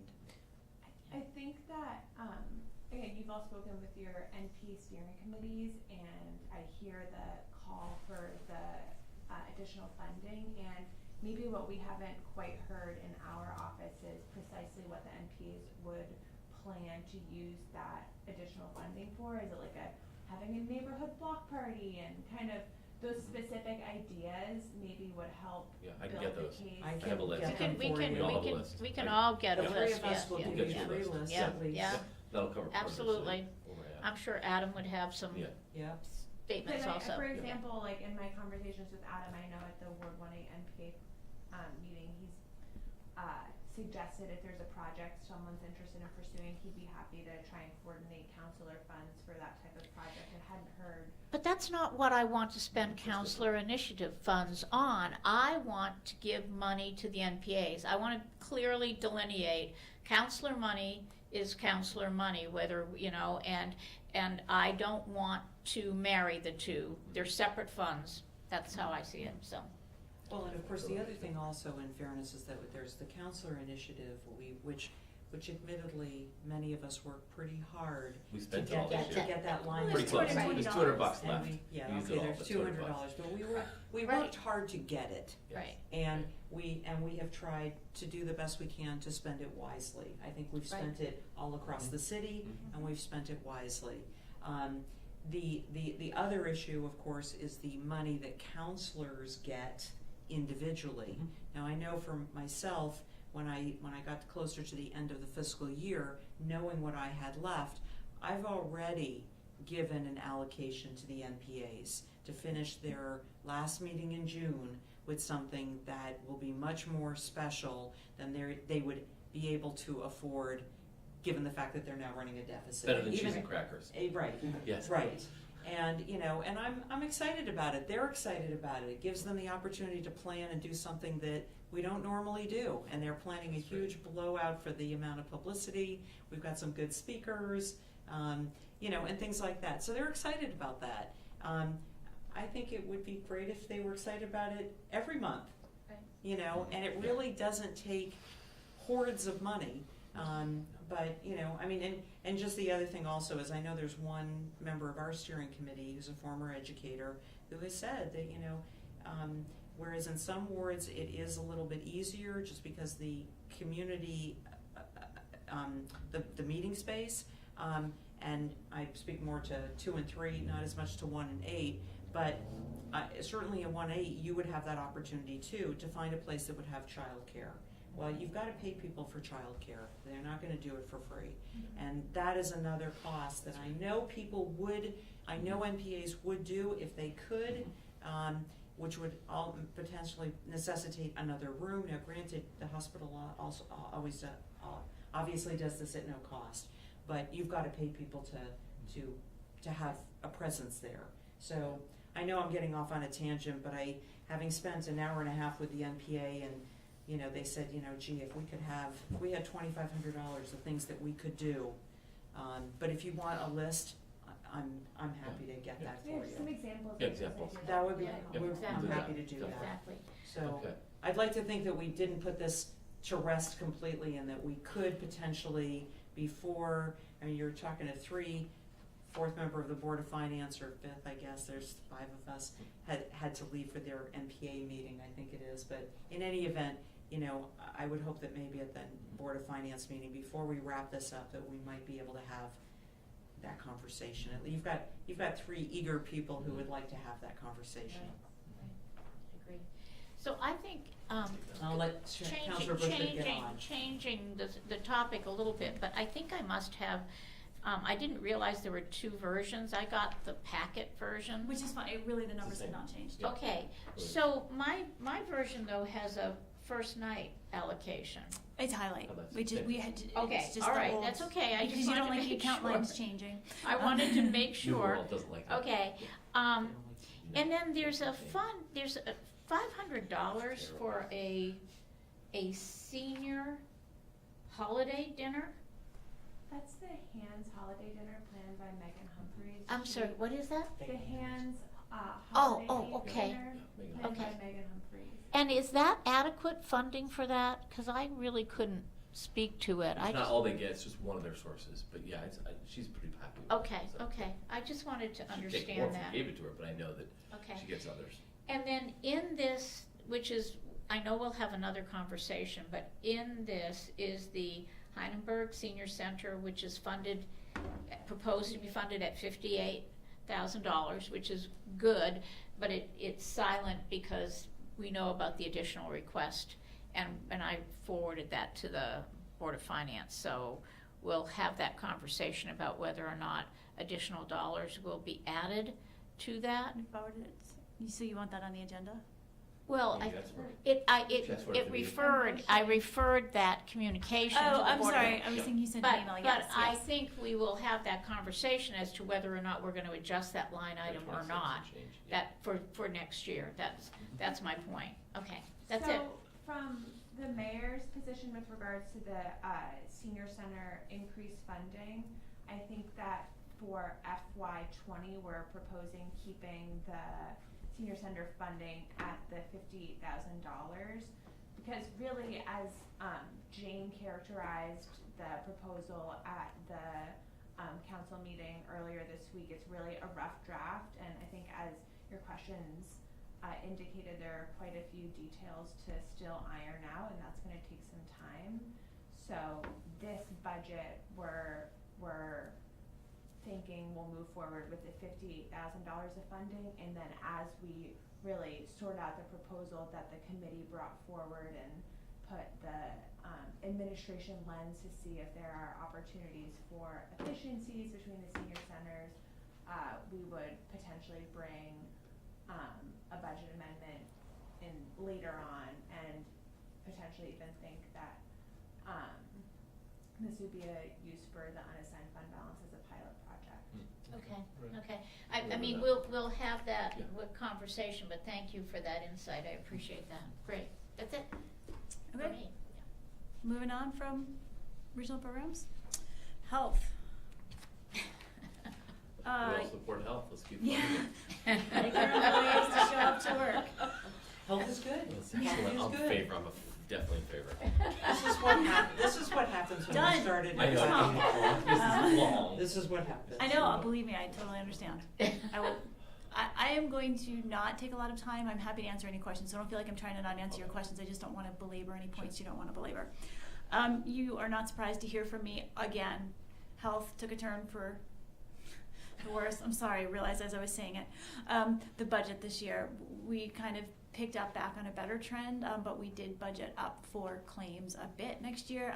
This also reflects we've lost a number of employees with the Burlington Telecom employees. So it was, believe it or not, that group of subset of employees, they were paying it more into the fund than they were using of the fund. They were So, Oh, they were And young, healthy. They're young. Yeah. And you lost them? Well, Well, they we have could other BT. health They care. went to a private No, company. no, Yeah. no, I- Different company. We know they are. It's on their books. Yeah, right, exactly.